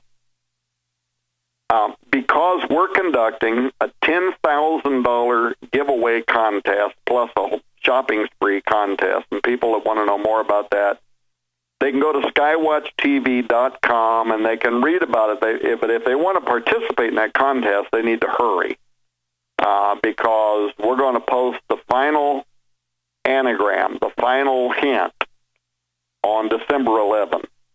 And it's my suspicion that this is going to be solved very quickly, and then we're going to give away $10,000, and then 10 more people are going to get shopping sprees in our store. So if you want to participate in the contest, man, you need to be on this right now. But otherwise, you don't need to do the contest. You can still get the biggest giveaway by just going there and buying the product. But because we're conducting this contest, what I can't talk about, because it's connected to the contest tonight, is the location of an underground crypt where the Antichrist is going to be raised from the dead following his deadly head wound of Revelation 13, when the modern Egyptian magician, the Scottish Rite Freemasonry 33rd degree, gather, and not in the Herodome, at another location where an underground crypt has been prepared for the raising of the Antichrist, Osiris. Now, if people study the Great Seal of the United States, which we're out of time to talk about, they will find the Anuet Coeptus is from Virgil's Aeneid, in which Aeschylanius, the son of Aeneas from conquered Troy, prays to Apollo's father, Jupiter, or Saturn, Zeus, and Charles Thompson, who the Freemasons gave the commission to design the Great Seal of the United States, the final version. He condensed line 625 of Book 9 of Virgil's Aeneid, which talks about Jupiter, Omnipotence, Odysseus, Anuet Coeptus, all that, blah, blah, blah. He took that and he truncated it into Anuet Coeptus. That's what's on the Great Seal of the United States, which literally means he, talking about Jupiter, approves our undertaking. And this is the undertaking that will give life to Apollo. Then, below the uncapped pyramid, the phrase Novus Ordo Seclorum, which a lot of people call the New Order of the Ages, which is okay. It's a good translation. But that was adapted by Charles Thompson in the late 1700s when he was designing the Great Seal. And according to the official government record, Thompson created that phrase from inspiration that he found in a prophetic line in Virgil's Eclogue 4, line 5, Magnus ab integro seclorum noscit or ordo, something like that. But the interpretation of the original Latin being the majestic roll of circling centuries begins anew. Why is that important? Because that's a direct line from the prophecy of the Cumae Sibyl, who predicted the arrival in the end times of the divine Son, and she even went on to explain that 'tis thine own Apollo reigns. So we are moving towards a moment in time. Steve, you've written about it. Derek Gilbert's written about it. It's in this documentary film in which all of these ancients that Justin was talking about later, and by the way, one of my favorite parts of this film, in which I also learned new information based on the research of Justin and Wes Paul, is where it talks about these ancient societies, Greece and so on, that saw a Western Hemisphere.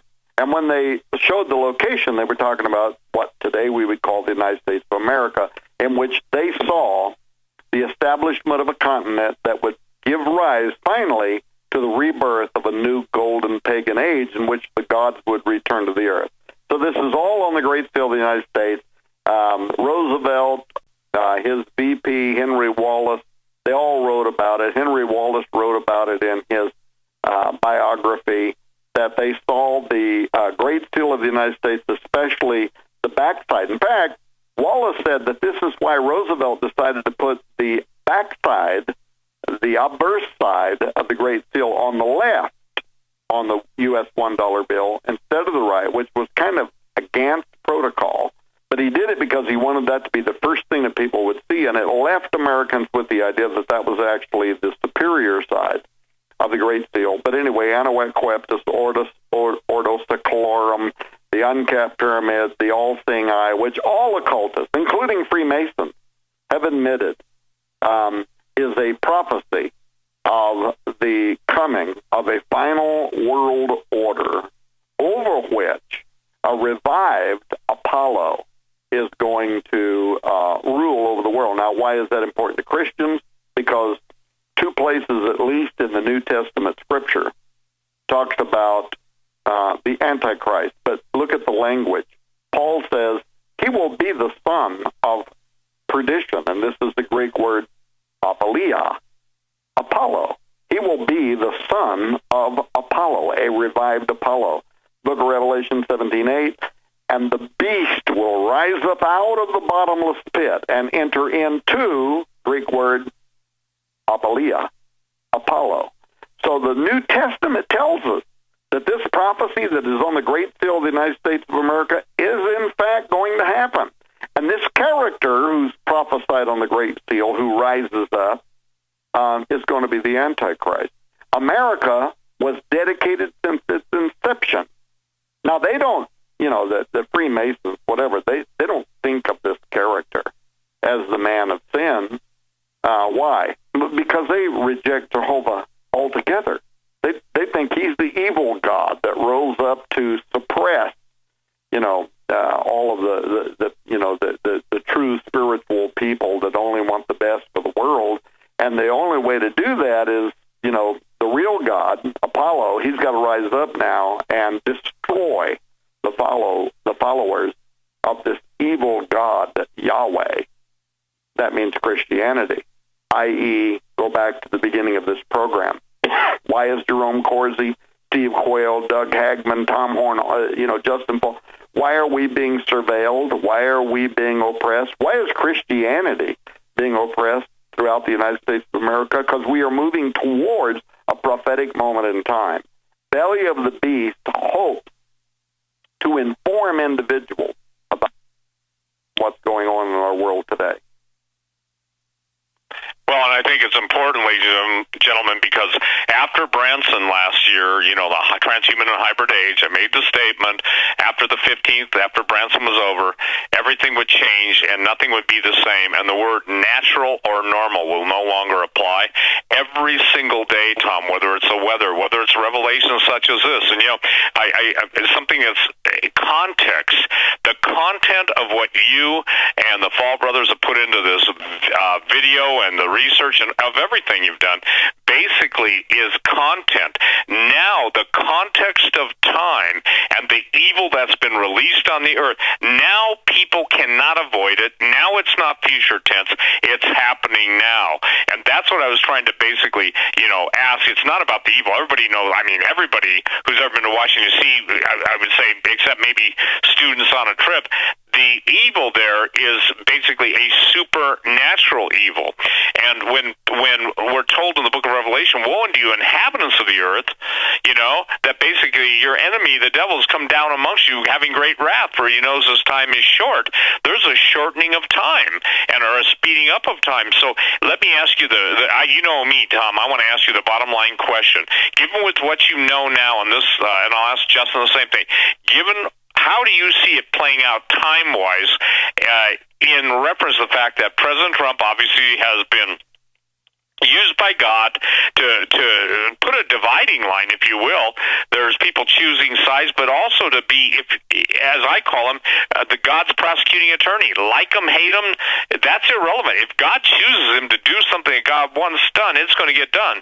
Where is your sense of timing now? I'm not asking for you to set a date, but as we're seeing now the unfolding of the hidden, as we're seeing the, I guess you'd say, increased harassment and hatred towards all investigators, whether they're anybody that's telling the truth. Obviously, the whole world lies in the evil one. That means under the power of Satan. He's the father of lies. Jesus said there is no truth in him, yet everybody somehow, and even I'm seeing Christians get sucked in to the lie and trying to win the world, and yet the world is destroying them. Do you see the acceleration of Christian persecution as being a key to understanding the lateness of the hour? And what is Tom Horn's gut feeling on timing? Tom Horn's gut feeling on timing is we are rushing toward what could be the end of the end times.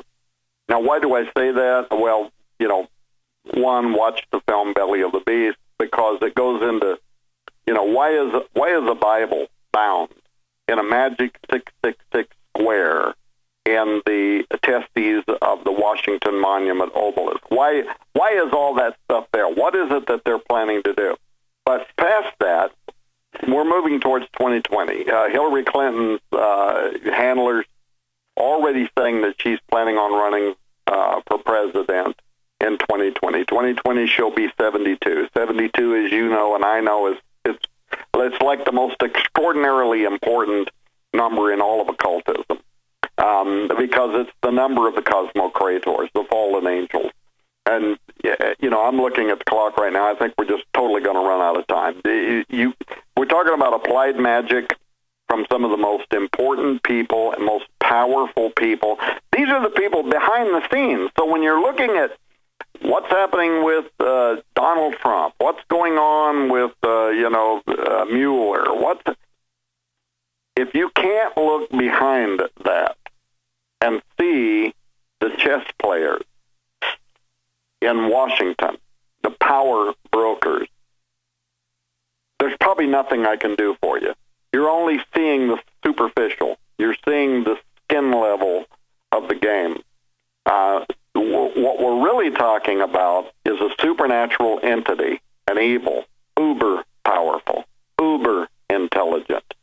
Even took Jesus Christ to the pinnacle and said, if you will fall down and worship me, I will give you all of the kingdoms of the earth. Jesus, by the way, didn't dispute that he had that power. If you don't understand the players behind the scene, behind the game, well, I don't know. The bottom line is, how much time? Yeah, I think I'm out of time. No. Yeah, you've got about 17 minutes. 14 minutes. It's a 15 break. Go ahead. Do this. Look at the book Saboteurs, or watch the film Belly of the Beast, and look at the images of Hillary's handler, the Podesta brothers. Why would you see John Podesta, Hillary Clinton's campaign manager, in images in the WikiLeaks that he, by the way, never expected the world to ever see, standing there with his hands up in the air, with the number 14 on one hand and a fish on the other hand. 14 being the number of Osiris that was chopped up by his dead brother Set. His evil brother Set. The fish on the left hand being the animal that is described in the myth as eating the 14th member. Why are those images? Powerful? Yeah. Why is he doing that? Because he is sending a message, and it's very, very powerful. And by the way, we did shows on Hegman over a year ago, 2 years ago. We did them before the election, by the way, in which we were discussing this deep occultism behind the deep state and what it represented, and why we were learning through WikiLeaks that these people were around Hillary Clinton who believed she was the Hilarion. What do I mean by that? I'm talking about occultism that happened in the 1940s, where you had Jet Propulsion Laboratory scientist Jack Parsons and Scientology founder L. Ron Hubbard, who were devotees of Aleister Crowley, the deepest level of occultism, and they performed the Babylon working. All of this can be deciphered very easily, actually, from the WikiLeaks scandal, because they're all practicing the blood rituals from, what was her name, the female occultist? Abramovich. Abramovich. Anyway, again, I'm going to run out of time.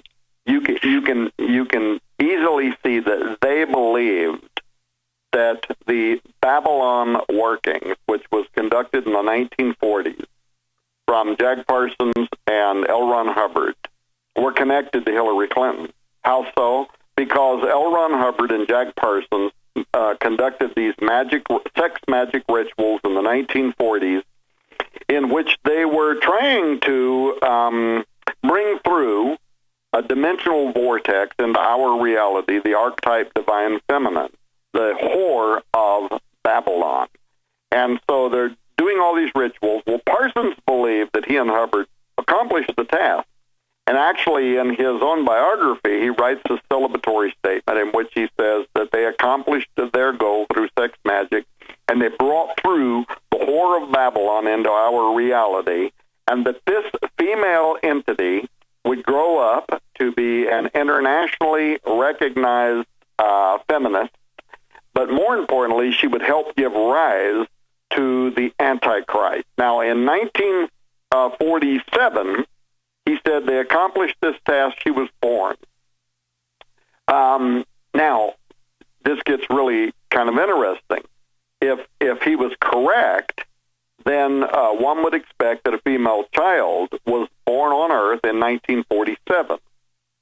And indeed, there was an influential feminist delivered that year that could offer the most promise for identifying the fruit of Parsons' infamous ritual, and that would be none other than Hillary Rodham Clinton. And now, intriguingly, Parsons later referred again to Babylon the Scarlet Woman, and this time by a particular name. A year later, 1948, he releases a small book called Book of the Antichrist. And this is when the female child would have been around 1 year of age. And Parson writes in this book, and if people want to check me out on this, they can go to Google, Book of the Antichrist, get it for themselves, read it for themselves. But he wrote this 69 years ago, that the spirit of this female child contacted him. Now, what's important here is she said, I'm alive, I'm healthy, I'm going to grow up, and I am going to help the Antichrist come to power in America. But she did something else, according to his work. Important. She even told him her name. She said, my name is Hilarion, which is the archaic Hillary. And so you have to ask yourself a question. How many internationally influential feminists were, secondly, born in 1947, who are 3 named Hillary, and that 4 have the potential to become the leader or the vice president, or at least influence the election of the president of the most powerful nation on earth, which 5 was dedicated from its inception to the enthronement of Osiris Apollo, who 6 the Bible recognizes as Antichrist, and 7, a spirit calling itself Hillary, 69 years ago, made clear to Jack Parsons that it was dedicated to helping the rise of the man of sin. Statistically, it's absolutely improbable.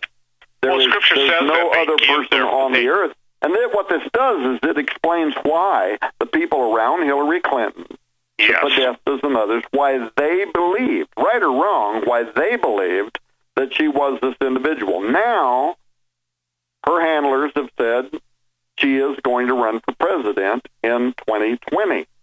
Partly why is that important? Because in 2020 she'll be 72 years of age, which is like the most powerful and important number in all of occultism.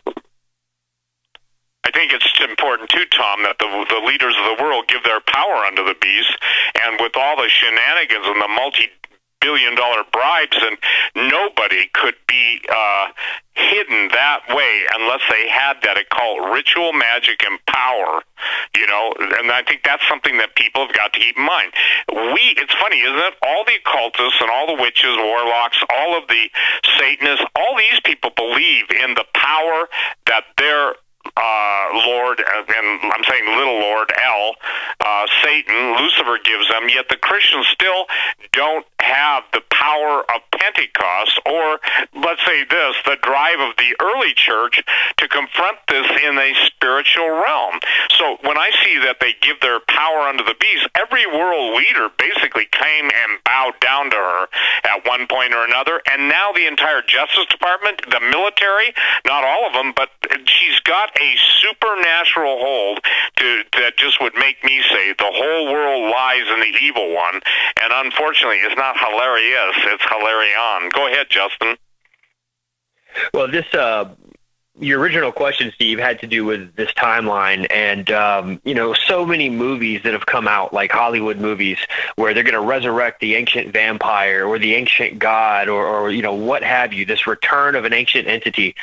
You've got these henchmen that are very powerful, they're elite, and what they're doing is they're setting the table, they're literally setting the chessboard or racking the pool balls, however you want to phrase that, in order for something this you know, this great to take take place, something with this magnitude, there has to be a table set for it. Things have to be in place according to their occultic ritual practices. And as we break down in the film, rituals are theatrics. They are literally a phone number to breaking through to the other side. And they're strategic rituals that have elements that have to be in place in order to get this breakthrough. And we believe wholeheartedly that DC, from its infancy all the way up until now, they've been setting the chessboard strategically for the arrival of this ancient entity. And what we do in this film is we do a full circle breakdown. It was funny because when we first sat down with Tom and Joe to have a pre-production meeting, Tom's like, yeah, this is all really good. This is a lot of stuff. This is a lot of stuff. How are you going to get this into one film? And Joe said, there's no way you're going to get this into one film. And he was partially right. We couldn't include it all. But what we did a really cool process to where this film starts off and we do crash courses. Back in college, people sometimes want to cheat and they want to get a Cliff Notes version. Well, what we did was pick out the most important of the important facts, historical facts, to do a quick crash course in the ancient esoteric histories of America and what was leading up to that. And then we move right into the modern present day and the things that are taking place. And as Wes Fall, my brother, said, he said, this film is so important because it is literally uncovering the enemy's nakedness.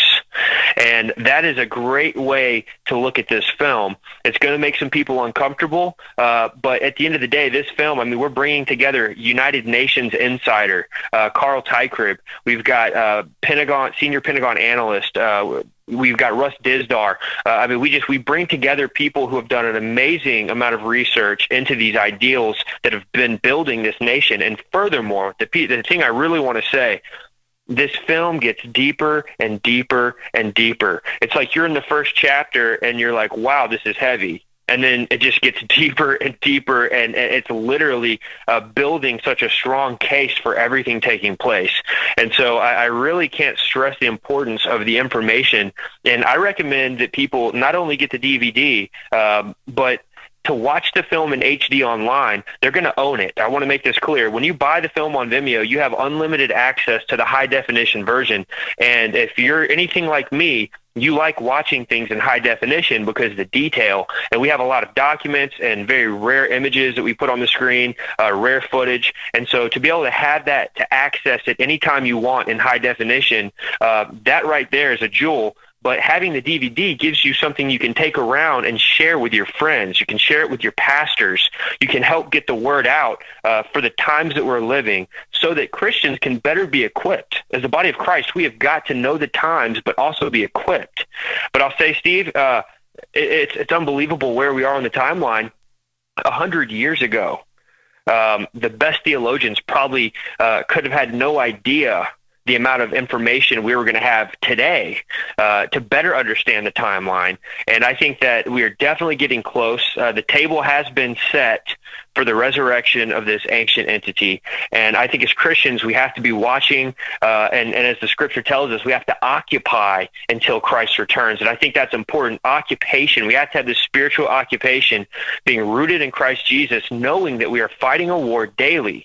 And that understanding how the enemy is operating, that is part of how we fight the spiritual war. We have to understand his tactics. And as we're also told, don't have anything to do with this wickedness, but rather reprove it. We are to expose the wicked works of darkness. And this film does just that. And it's a blessing to have been working with Tom Horn on this. You know, Tom Horn, I don't mean to toot his horn, but he's been my favorite author and researcher for years. Go ahead and do it, because the Old Testament says God hath anointed his horn.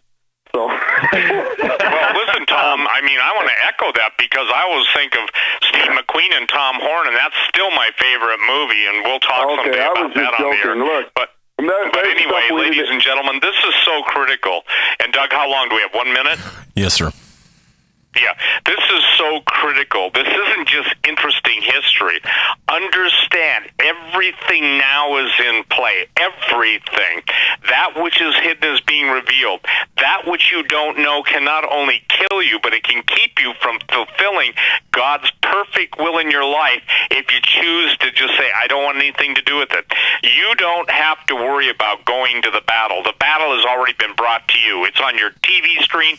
It's in everything your children bring home, they watch, etc. Stand and fight in the power of his might. And as Nehemiah warned the people and told the people as they were building that which God had put in their heart to do and his heart to do, stand, fight for your family, fight for the King of Glory. Stand up. You'll find out that God always delivers those who stand with him when they fight his way on his terms. Your weapons of your warfare are not carnal, but mighty through God to the pulling down of strongholds. And as Hawk, my beloved brother, says, there's power in the blood. Never sell the blood of Jesus short. It is the only thing that gives us the power over all the measures of darkness. Hey, Tom, blessings to you. Justin, blessings to you. And tonight again, you were just in time. Doug, thank you so much. Thank you all. We are up against a hard break. Tom and Justin, thank you. We will continue to promote Belly of the Beast. I am a firm believer in this package, this DVD, this video, as well as a high def video stream. God bless you all. Folks, network break.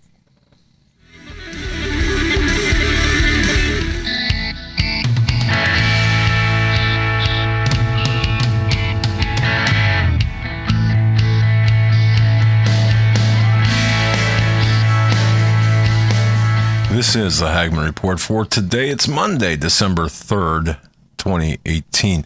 What is it now? 22 days before Christmas, if you celebrate Christmas, of course, if that's if you recognize that. But nonetheless, wow, that's time is moving quickly. We have coming up here, Peter Berichowka. Buckle up. And I mean buckle up. If you've been following the headlines, if you've been following the news, you know, man, things are getting rocky out there. There's a war taking place in amongst, I believe, government itself. And I'm talking about the deep state versus the everyone else, I suppose. And Peter's going to walk us through some very important information. Before we get to Peter, let me ask you a question. Would you like to be walking around with some extra cash in your pocket, extra money in your pocket? Oh, man, especially around the holidays. You know, I would. This holiday season, give yourself the gift of extra money in your pocket when you consolidate your credit cards with Lightstream. Oh, you heard me right. You've heard me talking about this before. My own personal experience with Lightstream. My wife's niece, her experience with Lightstream, very positive.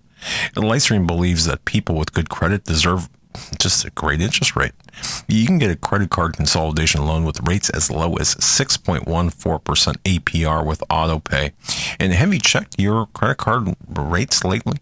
Oh, man, much lower than the national average. Lightstream, again, lower than the national average credit card interest rates of over 19% APR. Plus, your rate is fixed. So as rates continue to rise, and they do, your low rate won't budge. So you can get a loan. And here's what's nice. Well, it's all nice, but from $5,000 to $50,000 or to $100,000, $5,000 to $100,000, and you can even get your money as soon as the same day you apply. And you know what's great? The application. It's 100% online, and there are no fees. It is easy. I've done it. I've gone through the application process. It is simple. And again, my wife's niece has done it. Saving great amounts of money. I've talked about her in the past. And I'll tell you what, it makes all the difference, especially around the holidays. So here's what you need to do. This holiday season, you can save even more with an additional interest rate discount. But the only way, now listen, the only way to get this discount is to go to lightstream.com/Hagmann. I want to spell it out for you. L-I-G-H-T, like light, stream, S-T-R-E-A-M. Once again, L-I-G-H-T, S-T-R-E-A-M, lightstream.com/Hagmann. And there are two N's on Hagmann. Now, this is subject to credit approval. Rate includes 0.50% auto pay discount. Terms and conditions apply, and offers are subject to change without notice. Visit lightstream.com/Hagmann for more information. But believe me, you won't be sorry. You'll be thanking me later. Again, great success with lightstream.com, and proud. Look, I don't talk about, we don't endorse anything or have sponsors that we don't use ourselves or don't believe in. This is one product that is really coming great on a number of occasions. Lightstream.com/Hagmann. With us now is Peter Berichowka. Follow Peter on Twitter at pchowka.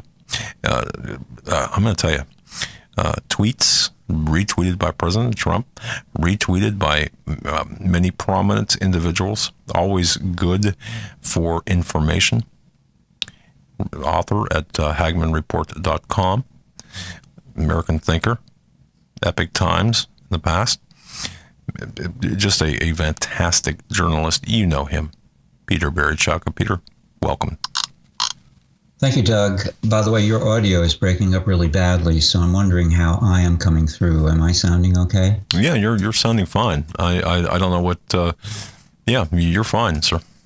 Okay, we'll make a go of it. We're not getting any reports here, so. Okay. Radio only tonight, audio only. So good evening, everyone listening to the Hagmann Report tonight. I had to break it to the cats that they wouldn't be on video tonight. Some extra catnip might be in order. They're so well trained or something that they tend to get into position on the daybed when Monday at 9 o'clock rolls around. So it's interesting, the behavior of animals. But, I'll just say this real quick. A lady, the studio dog, is camera shy. So she might be laying in the studio, but as soon as the countdown starts, she runs into my adjacent office and sleeps in her bed. So it's kind of interesting, the behavior of animals indeed. Maybe she just doesn't like the content of the show. You would say that, wouldn't you? No, she would prefer... I wonder if you have a monitor in the other room that can be tuned to Animal Planet. Animals often like to watch Animal Planet. But, and she does watch TV, by the way, for extended periods. She loves Lassie. And for some strange reason, she loves Roy Rogers and, the old Westerns. So yeah. Well, action films, shoot 'em up, the horses racing, chasing each other. Yeah. Yeah. Yeah. I can see that for sure. Well, it's been another dull news week, hasn't it? But I guess I'll start with, of course, we want to get around to talking about the passing of George Herbert Walker Bush.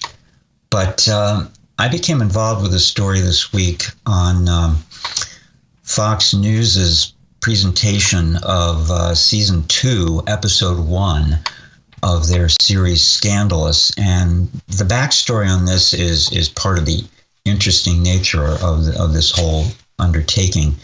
It was Wednesday of last week, so 4 days before Sunday, that an email news release popped into my inbox from Fox News in New York, informing me that on Sunday, the Scandalous Season 2 would be broadcast on the Fox News channel. And that was surprising because as Fox News in the past month or so has been heavily promoting their new online subscription service, Fox Nation, which is kind of a compliment, they are saying, to the Fox News cable and satellite channel, they suggested that Scandalous, future episodes of this series would be on Fox Nation. So all of a sudden last Wednesday, it's announced that, Season 2, Episodes 1 through 4 would actually be running on the Fox News cable and satellite channel last night. 2 showings, 8 p.m. Eastern and Pacific time.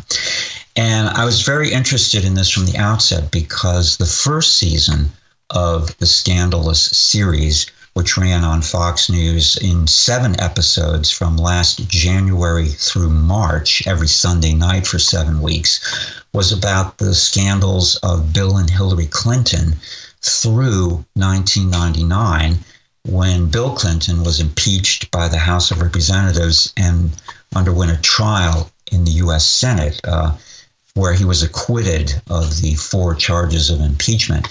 And that scandalous series on the Clintons was really excellent. It was such a surprise to see something as credible, probing, fair, and objective that put a lot of new information into the public record. The producers of that really did their homework, and new interviews, and the whole thing ran for about, I think, 480 minutes when you subtract the commercials. So it was an amazingly ambitious and successful undertaking. And I wrote several articles about it at the time for American Thinker and the Hagmann Report, and I couldn't have been more impressed with it. So when the announcement was made that this 4-part follow-up would be appearing on Fox News, of course, I took great interest in that. And based on the news release, I thought I would do an article about it for American Thinker to run yesterday, Sunday, early in the day, just calling attention to the fact that later in the day, this series would be resuming on Fox News. But in the context of that, I wound up taking a look back at the whole Chappaquiddick incident, accident, or episode, as it was called, and I became captivated by that once again. Now, this goes back 49 and a half years to July of 1969. Now, to put it in context, and of course it involves Teddy Kennedy, Senator Edward M. Kennedy, who at that point was in his second term, elected to the United States Senate. He was first elected in 1962. So it was, of course, in 1963 that his brother John F. Kennedy, President Kennedy, was assassinated. So that was 6 years earlier. 1 year earlier, in June of 1968, his other brother, Robert F. Kennedy, was assassinated in Los Angeles on the night that he won the California primary when he was running for the Democratic nomination for president. So here it's 13 months after that. Teddy Kennedy is on Chappaquiddick Island, which is a small island that's about 500 feet off of Martha's Vineyard, which is an island we've all heard of by now. But back in 1969, Martha's Vineyard wasn't nearly as well known as it is now. So Ted Kennedy was there for a sailboat race that he participated in. And on this occasion, a house was rented on Chappaquiddick Island, which has only a population of several hundred people. It's a rural island that's kind of cut off from the mainland or from Martha's Vineyard. You have to take a little ferry boat to get there. And so on this weekend of July 18th, 19th, 1969, Kennedy is part of a kind of a remembrance party at a cottage that had been rented on Chappaquiddick, and the guests were going to be 6 young women in their 20s who had worked on the campaign of his brother Robert Kennedy the year before. And they were the so-called boiler room girls who really did the heavy lifting on the Robert Kennedy campaign. There were also 6 males who were part of this gathering. Ted Kennedy, who was in his late 30s by then, and 5 other male political operatives who were involved with the Kennedys, all of whom were in their 30s or possibly slightly older, and all 6 of whom were married. So here are these 6 guys who are a decade or more older than these young women in their 20s, all of them unmarried, and they're partying at this cottage to have kind of like a get-together weekend a year after the RFK campaign had so tragically ended. Well, to make a long story short, before the night was over, that is the night of July 18th and 19th, Friday and Saturday, 1969, Ted Kennedy's Oldsmobile sedan had driven off of a bridge, fallen into the water, and the companion that he said that he was driving with, Mary Jo Kopechne, who was 28 at that point, drowned, it was said, in this accident.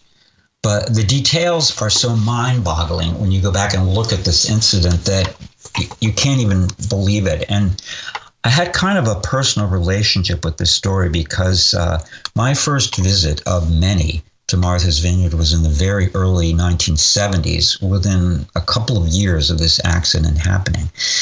And as a budding journalist back then, I kind of went into journalist mode and asked around. Of course, immediately I wanted to see the scene of this accident because it became a huge national story. And by the way, this was the weekend in 1969, the same weekend the Apollo mission to the moon was orbiting the moon, and the vehicle that was going to take Neil Armstrong and his astronaut companion to the moon was about to land there within the next 24 to 36 hours. So most of the world was captivated by that story. Meanwhile, Teddy Kennedy is involved in this fatal accident with a young woman. And that, of course, became a huge news story at the same time. But unraveling the details of it, even 49 and a half years later now, it's mired in this murk, no pun intended, and literally the truth has never come out.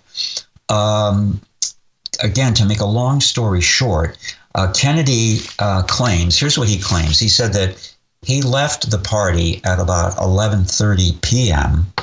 to drive Mary Jo Kopechne onto this little ferry boat, which would take them back to Martha's Vineyard so she could go to her hotel room at the Katama Shores Hotel, which was south of Edgartown, the closest town on the island of Martha's Vineyard. Now, the problem was the ferry boat stopped running at 12 midnight. It's a little 3-car ferry, which I had a picture of at the article that I did for American Thinker, one of my photographs of this ferry taken some time later. So allegedly, and this all came out later in his statement and in a brief court proceeding that happened very quickly 6 or 7 days later to solve this potential legal issue, because he was charged with leaving the scene of an accident. So he said in his statement and in the court proceeding that he and Mary Jo Kopechne left the cottage. He took a wrong turn in getting back to the ferry boat, and instead of staying on the paved 2-lane road, he took a 90-degree turn onto a 1-lane dirt road, he said, got lost, wound up driving across this little bridge called Dyke Bridge, at which point his car went over the edge of the bridge, fell into the water. And he said he managed to escape from the car and repeatedly went back diving down to see if he could save Mary Jo Kopechne, who was trapped in the car. Unable to do that, he gave up, returned on foot, soaking wet, of course, to the cottage, which is about a mile or two away from this Dyke Bridge area, and alerted his friends there, his male friends, but not the women, to what had happened. And all of these other guys there were like political advisors and fixers. So he consulted with them. They supposedly drove back to the scene of the accident, and one or more of them, Kennedy and possibly one of the other guys, also jumped into the water trying to, again, save Mary Jo Kopechne, and who knows how much longer this was after the accident. They were unsuccessful, so they drove in the direction of the ferry. They got to the ferry, which was no longer running. Teddy Kennedy jumps in the water and swims the 500 feet back to Martha's Vineyard and Edgartown, the town, and walks the 1 block to his hotel room, changes his clothes, and acts as if nothing had happened until the next morning. The next morning, he makes small talk with people at the hotel. By the way, the accident has not been reported to this point to the police. The next morning, he appears, makes small talk in the hotel with other guests, then goes to a payphone, and starts making calls to his other political fixers and lawyers around the country. And only then does he, after the advice and counsel of these lawyers, report this accident to the police about 8 or 10 hours after it occurred. Now, this has funny business written all over it, doesn't it? I mean, it raises so many more questions than answers. And of course, on the face of it, he left the scene of an accident where a woman died, and he failed to report the accident for another 10 hours or so, during which time perhaps she could have been saved. And in fact, evidence came out from the diver who actually retrieved her body the next morning, working with the police, that Mary Jo Kopechne was found in an air pocket in the car, kind of positioning herself as if to breathe the last oxygen in the car. And she might have been, according to the diver, alive for an hour or more after the accident. So this is simply an unbelievable occurrence. And you would think, well, what was the upshot of this? What happened? Well, the result was that there was a kind of half-assed court hearing about 6 days afterwards. Obviously the fix was in. Teddy Kennedy was allowed to plead guilty to leaving the scene of an accident, period. And the sentence for this misdemeanor was 2 months in jail, which was suspended, and his license to drive, which was also suspended for 6 months. And otherwise he walked away scot-free. The parents of Mary Jo Kopechne had no protest because they were paid off, according to public record accounts, to the tune of at least $90,000 by the Kennedy family. We could assume, I guess, to buy their silence. And his career went on largely unimpeded, at least in the Senate, although it seemed to be held against him when he ran for president, or tried to, against Jimmy Carter, challenging Carter for the Democratic nomination in 1980, that the Chappaquiddick scandal never quite totally went away, but it certainly didn't harm his Senate career because he was automatically reelected every 6 years and literally died in office 40 years later in the summer of 2009 when he died of a brain tumor. But like John McCain, he never resigned from the Senate. He just stuck it out until he dropped dead. So this documentary last night on Fox News, Chappaquiddick, episode 1 of 4, titled The Bridge, was so incredibly compelling and fascinating that I was just sitting here absolutely enraptured by it, because even knowing the story as I do and having read a number of books on it, and there have been basically no United States television documentaries about this. There was a British one done about 25 years ago that ran a couple of times. I think it was on the A&E channel in the early 90s.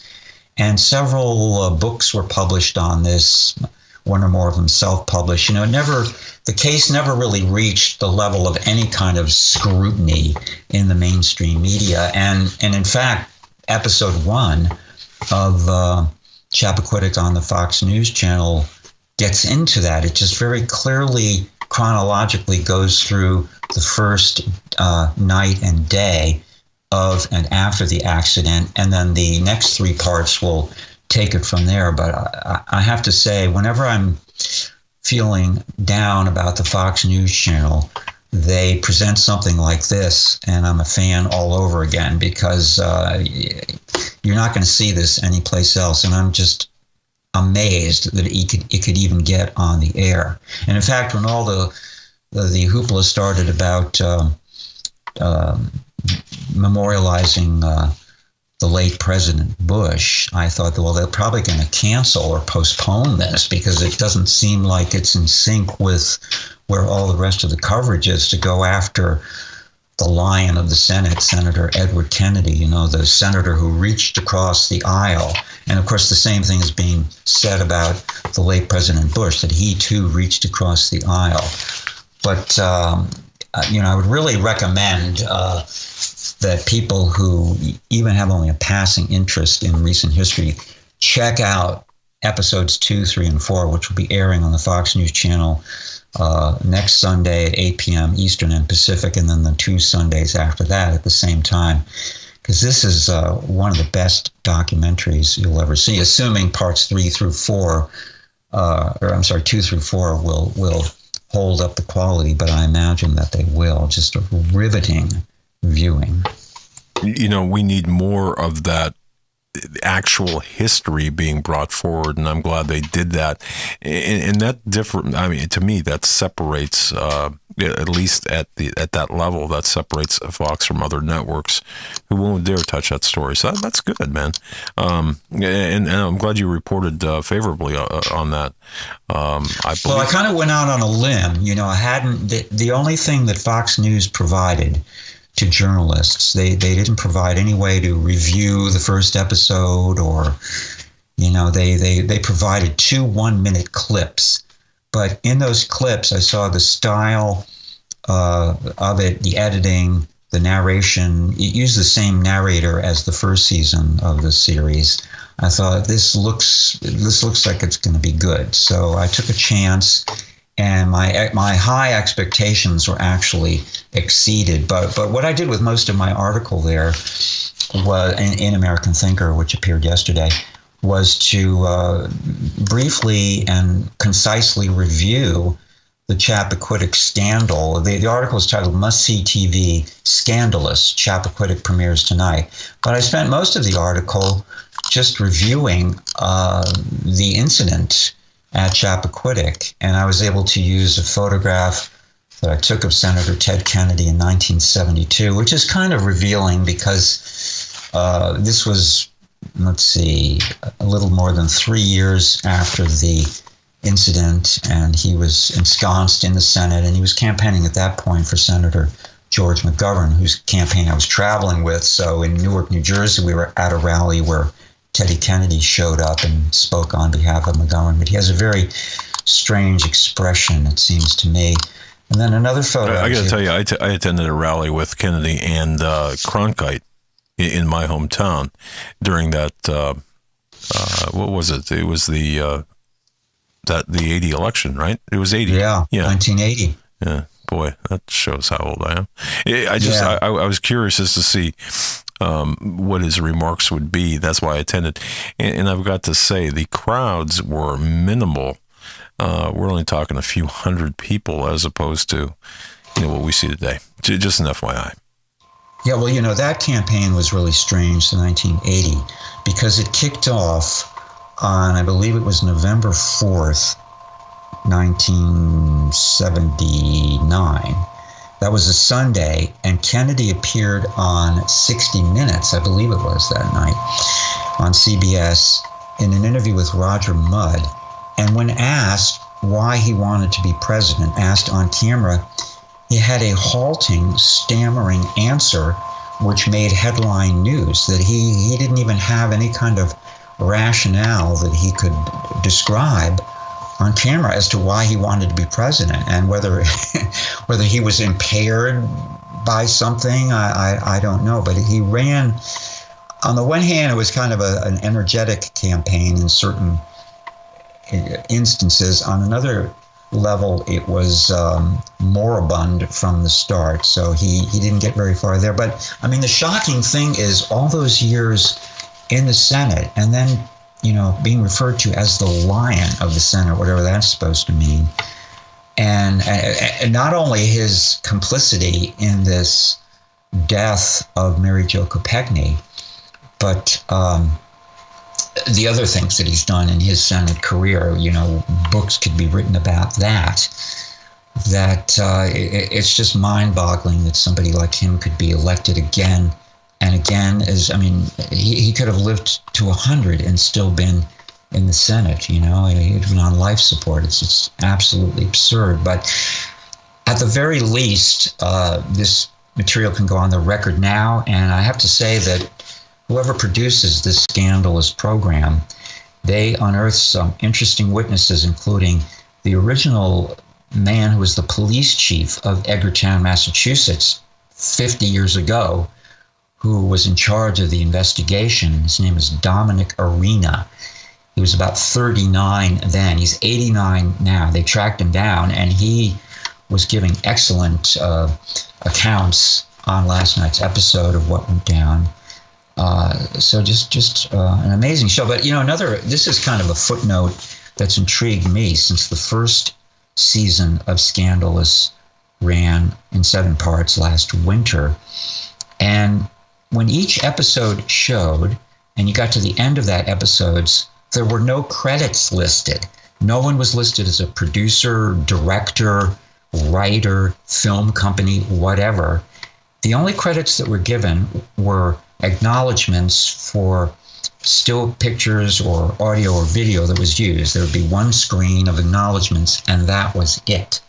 So at the time I asked the PR people at Fox News, who produced this program? Is this in-house? It doesn't look like it was in-house at Fox News. It looks like an outside production.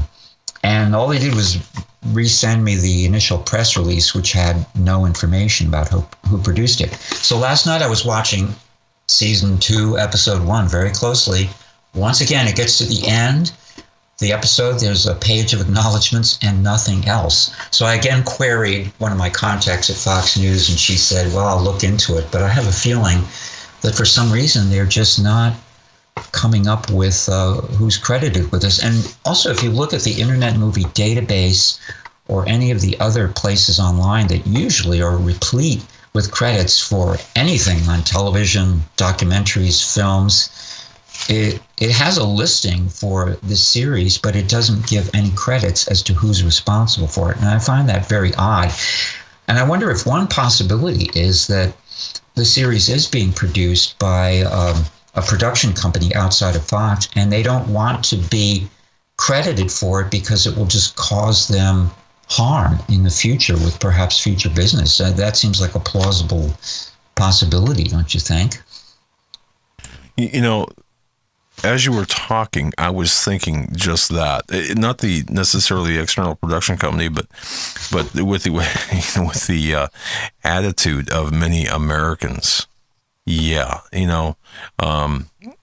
frankly, if it was me, I'd have my name all over it. All right, only because it's a factual documentary, and to hell with the detractors, and to hell with the people who want to bury this information. However, I understand it. Don't agree with it, but understand it. Yeah, well, because the only problem is most of the market for outside producers to do productions like that for television in the United States are on the cable channels, which of course don't produce their own stuff. They hire outside producers and production companies. And that could be the kiss of death, because overnight a campaign could be mounted online using social media to boycott whatever company is responsible for this. I mean, this is a theory, of course, that I'm working with here. And obviously you thought of the same thing. So I think we're in fertile territory here of theorizing. But, overnight it could be a death knell to whoever's producing this, if they have a business that's servicing or providing content for other cable channels or television channels here and abroad or whatever they're doing.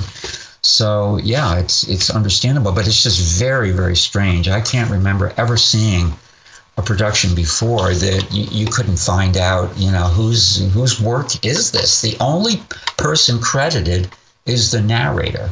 And the other, several other journalistic entities have written about this series, that is season 2 now, after they got the same news release I did last Wednesday. They're saying, coming up Sunday on Fox News will be season 2 of Scandalous. And I even actually tipped the women at Fox News PR. I said, you should send this news release to the 2 newspapers on Martha's Vineyard. Martha's Vineyard has 2 weekly newspapers, and they thanked me. And sure enough, I saw that one of the papers on the Vineyard published a little article about this. So I guess they got the news release thanks to me. But I'm sure you're going to get a Christmas card from the Kennedy compound there. Well, I'm hoping to get one from Fox News again, but we shall see. There's some people I'm in touch with who they're not happy even that I've written anything positive even about this series, because they're so down on Fox News. Although the article did well at American Thinker, it got almost 300 reader comments on a Sunday, which is kind of a slow day for online political news sites. So it it also called up, I kind of got, I would say, emotionally involved in the story to an extent that one usually doesn't, because it brought back to my memory my first days of visiting Martha's Vineyard so long ago. It's so long ago, I can't even believe it. More than 45 years. I mean, that's incredible. And then, of course, the nature of that accident is so disquieting and sickening. And I also, I went looking for pictures of the late Mary Jo Kopechne, and about 99% of the photos of her that you see online are her college, her senior photo taken in 1962, so 6 or 7 years before she died in this accident. And she obviously matured when she got into her late 20s, and I found a picture from her passport, which was obviously taken closer to the time that she passed away. And she was a very beautiful young woman. And by the way, her surviving relatives, including her cousin, have come forward recently, because there was a dramatic film that was released in April of this year, and it kind of disappeared without a trace. It had a very short theatrical run, and it was also titled Chappaquiddick, and it was a dramatic film with actors acting out this Chappaquiddick incident, with somebody playing Senator Kennedy, somebody playing Mary Jo Kopechne, and the other people. I've not seen that film, but it made only $18 million in box office receipts, and it supposedly cost $34 million to make. So it's an official bomb. But at that point, family members of the late Mary Jo Kopechne, a half a century later, some of them emerged and said that, they're not happy, that they believe the truth has not come out, and they support efforts like this, like these documentaries, to try to get at the truth. And in fact, I believe it's her cousin appeared on Fox News in a brief segment in the spring earlier this year, when this dramatic film came out. So, I think this is an important story, even though Senator Kennedy is long gone now. Next year he'll have been dead for a decade.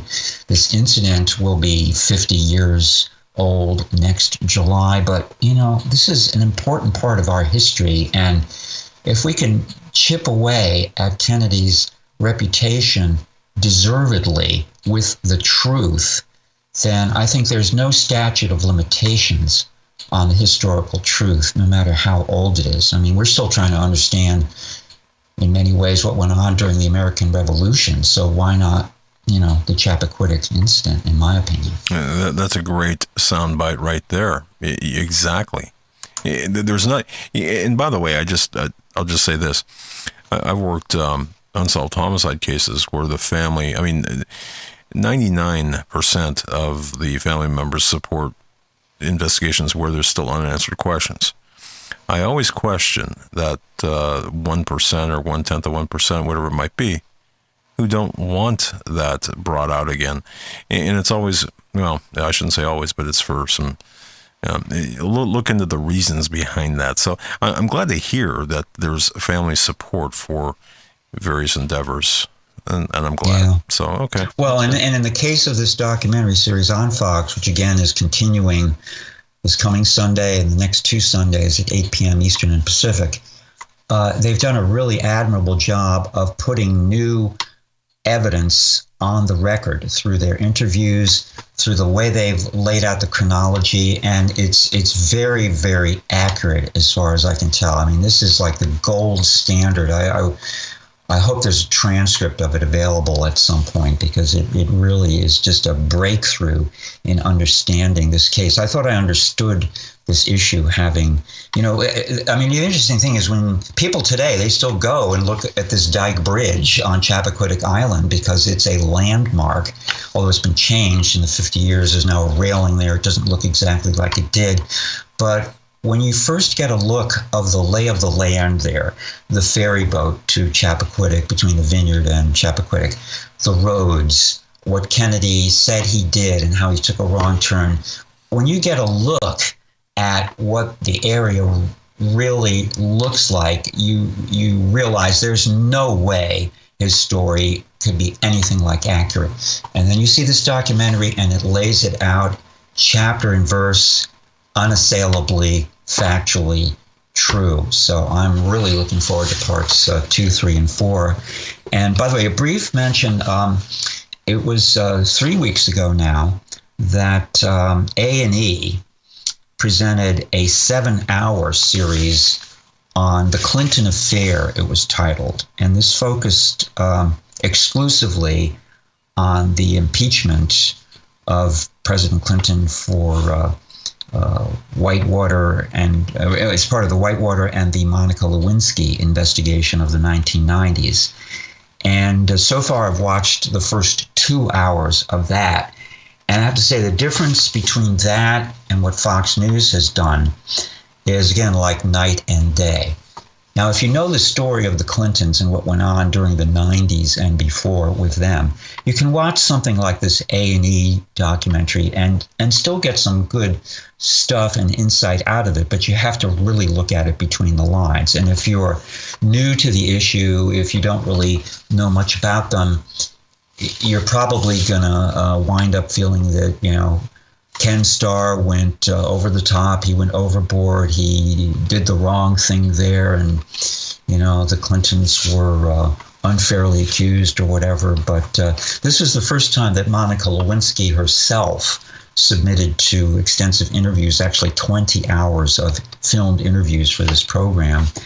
And it's also, it's oddly compelling, but it's also aggravating because you can sense that the people behind that documentary, who were willing to take credit for it, of course, are basically left of center. So that's where it's coming from. But that'll probably be kicking around in the future. But, there are too few documentaries anymore. I mean, some of the cable channels, the more obscure ones, focus on documentaries. Public broadcasting has documentaries, but of course, the vast majority of them are from the left. So it's, and I love documentaries. I mean, when you can find a really good documentary from the past, or in rare cases from the present, they can really advance history and stories like this, in a way that, I mean, they're really effective complements to the written history. So I really appreciate it when there are good minds behind them, and they make a serious effort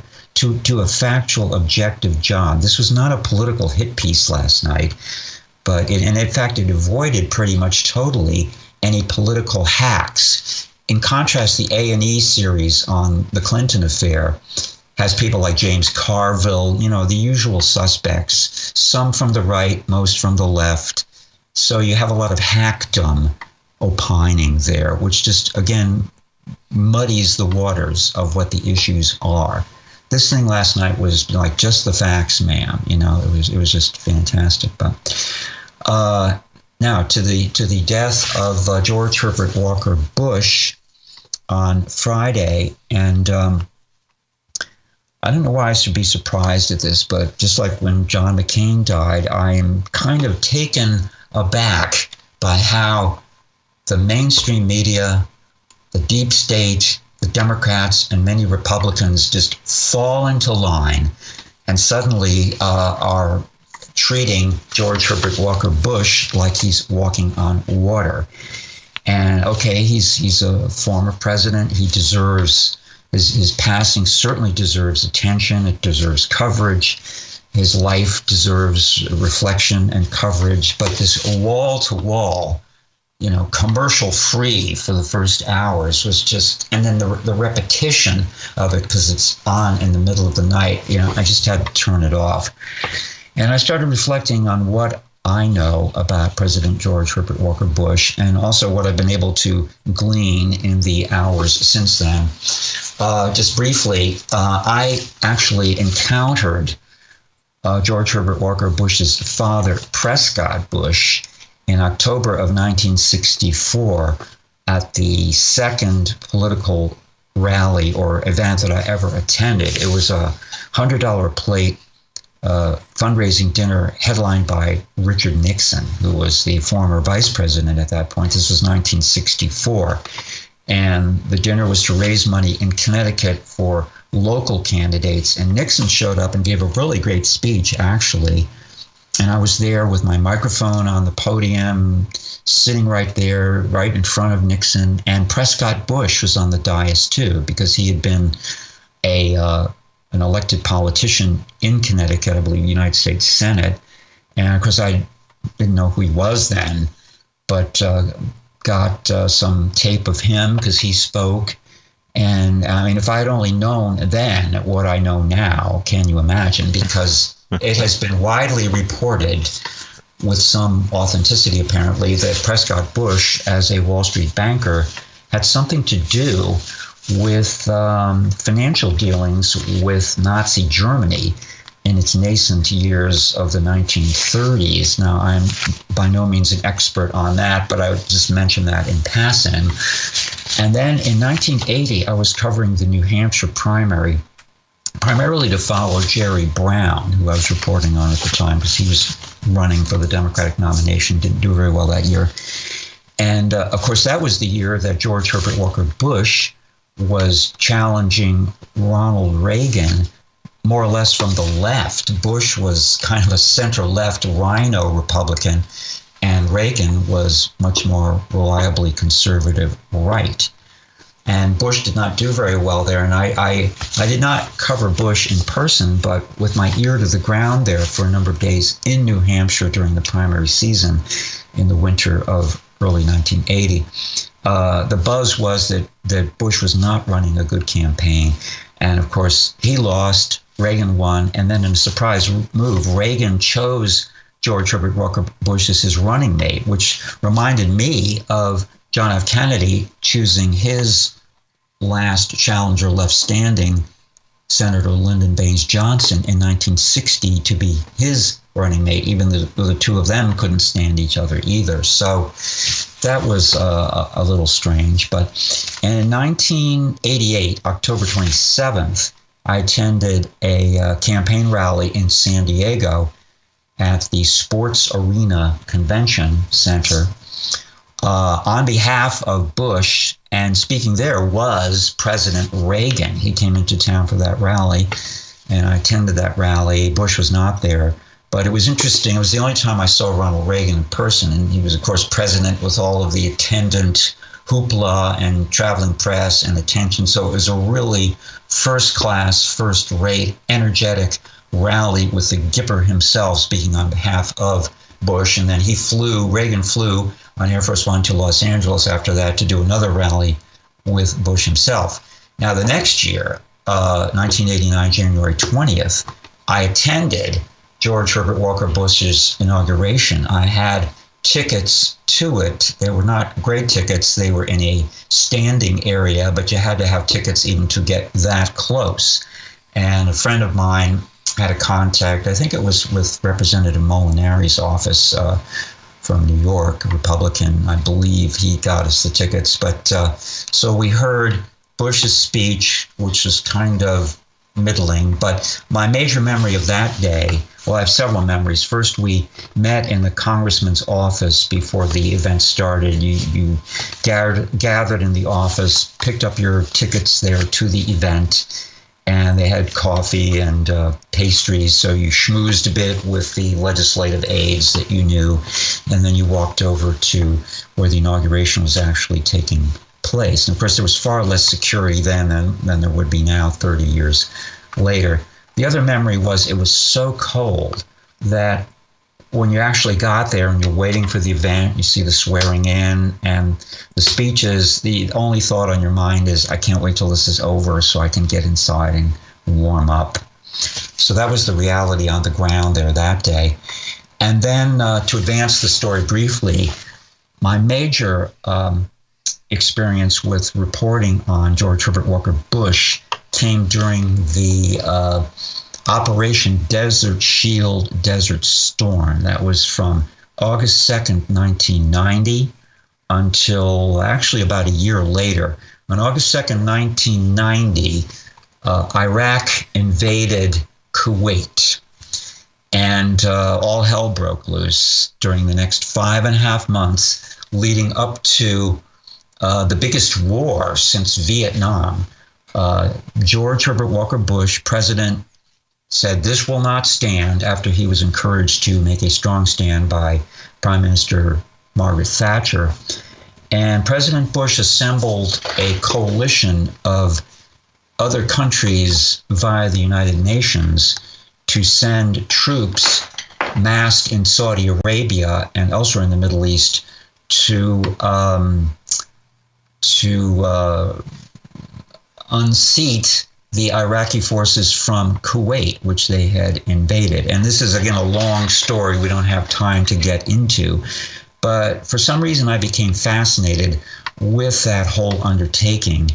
And it was probably because it was the first live broadcast war in our history. The Vietnam War, which had ended 15 years earlier, was not broadcast live. There was not satellite ability for live coverage during the Vietnam War. So there was in 1990. And CNN, that's really what put CNN on the map. And there were no other cable news channels then. It was just CNN and the broadcast channels. And the broadcast channels did a tremendous amount of coverage. In fact, when war finally broke out, when the United States undertook the air campaign against Iraq in mid-January 1991, all the commercial channels canceled broadcasting for 4 days. They did nothing but war coverage, commercial-free for 4 days. It was like a throwback to the coverage of the JFK assassination. War is here, and we're going to cover it.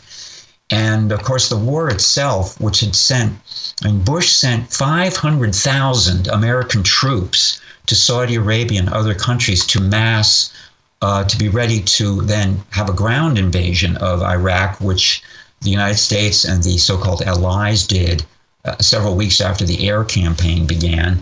And this was the biggest collection of allies since World War II. And I think the war was actually done not only to pump up the economy and the old permanent war economy thing, but it helped to, or was meant to, sort of erase or overcome the ignominious loss of the United States in Vietnam, which had occurred by that point 16 years earlier in April of 1975. Now, I want to mention this briefly because in my research on that lead up to that war, I came across a document that was published by the United States Army War College on May 30th, 1990. So that was 2 months before Saddam Hussein's invasion of Kuwait. And this document was titled, Iraqi Power and U.S. Security in the Middle East. And it was written by 3 academic military men of the United States Army War College, which is like the think tank of United States military strategy. And basically, this document, which is not quite 100 pages long, which I somehow got my hands on through a source back then, although it has since been, it's no longer declassified, and you can find this online. So here's a summary of it. It says the U.S. dilemma. The United States seems to be on a collision course with the Baathists, meaning the Iraqi government.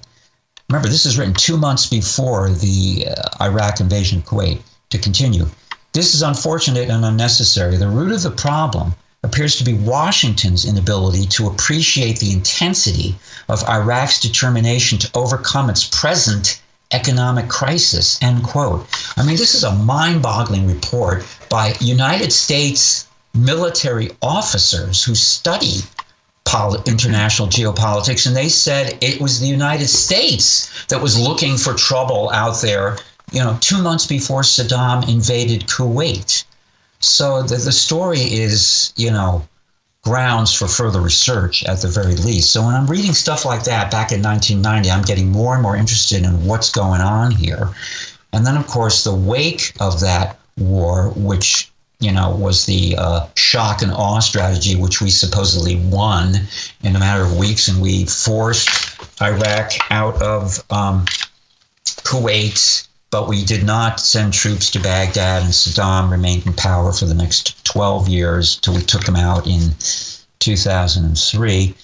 But, there was a lot of fake news leading up to that war. The baby incubator story, complete nonsense. There were Gulf War illnesses caused by the incredible toxins released, the oil fires that were burning.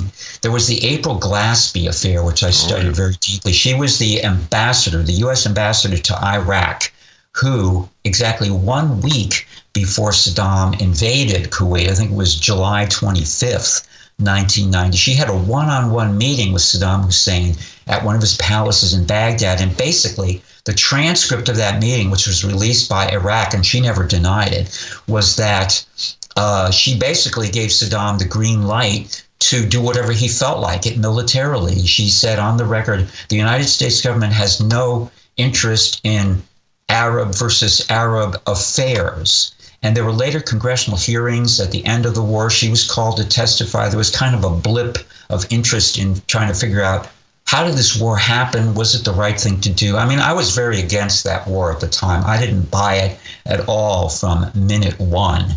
And, I think if you go back and look at it, that's a very sound conclusion to come to 28 years later now, because it was very, very strange, especially when you look at it in the whole context of who, will the real George Herbert Walker Bush please stand up? And of course, there are also credible reports, that George Herbert Walker Bush was, guess where? In Dallas, Texas, on November 22nd, 1963, the day that John F. Kennedy was assassinated. And that has been published, I believe, in USA Today and elsewhere. There's also some evidence that a George Bush was cited in an FBI memo as having given information confidentially to another FBI source, or to an FBI source after JFK's assassination, which led to theories that Bush was either George Herbert Walker Bush was either a CIA asset as early as 1963, or possibly a covert CIA agent. I mean, there's evidence for both of those claims, not ironclad, no smoking guns that I've found, but, intriguing, connect the dots potential there.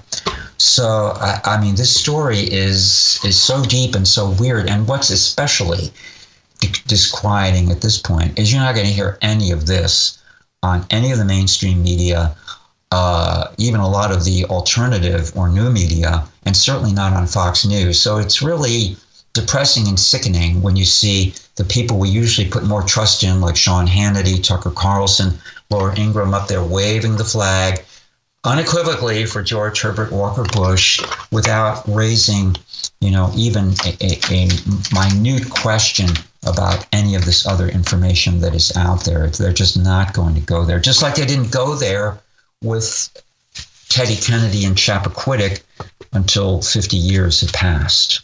But that's the nature of the beast. Now that's what we're dealing with, Exactly.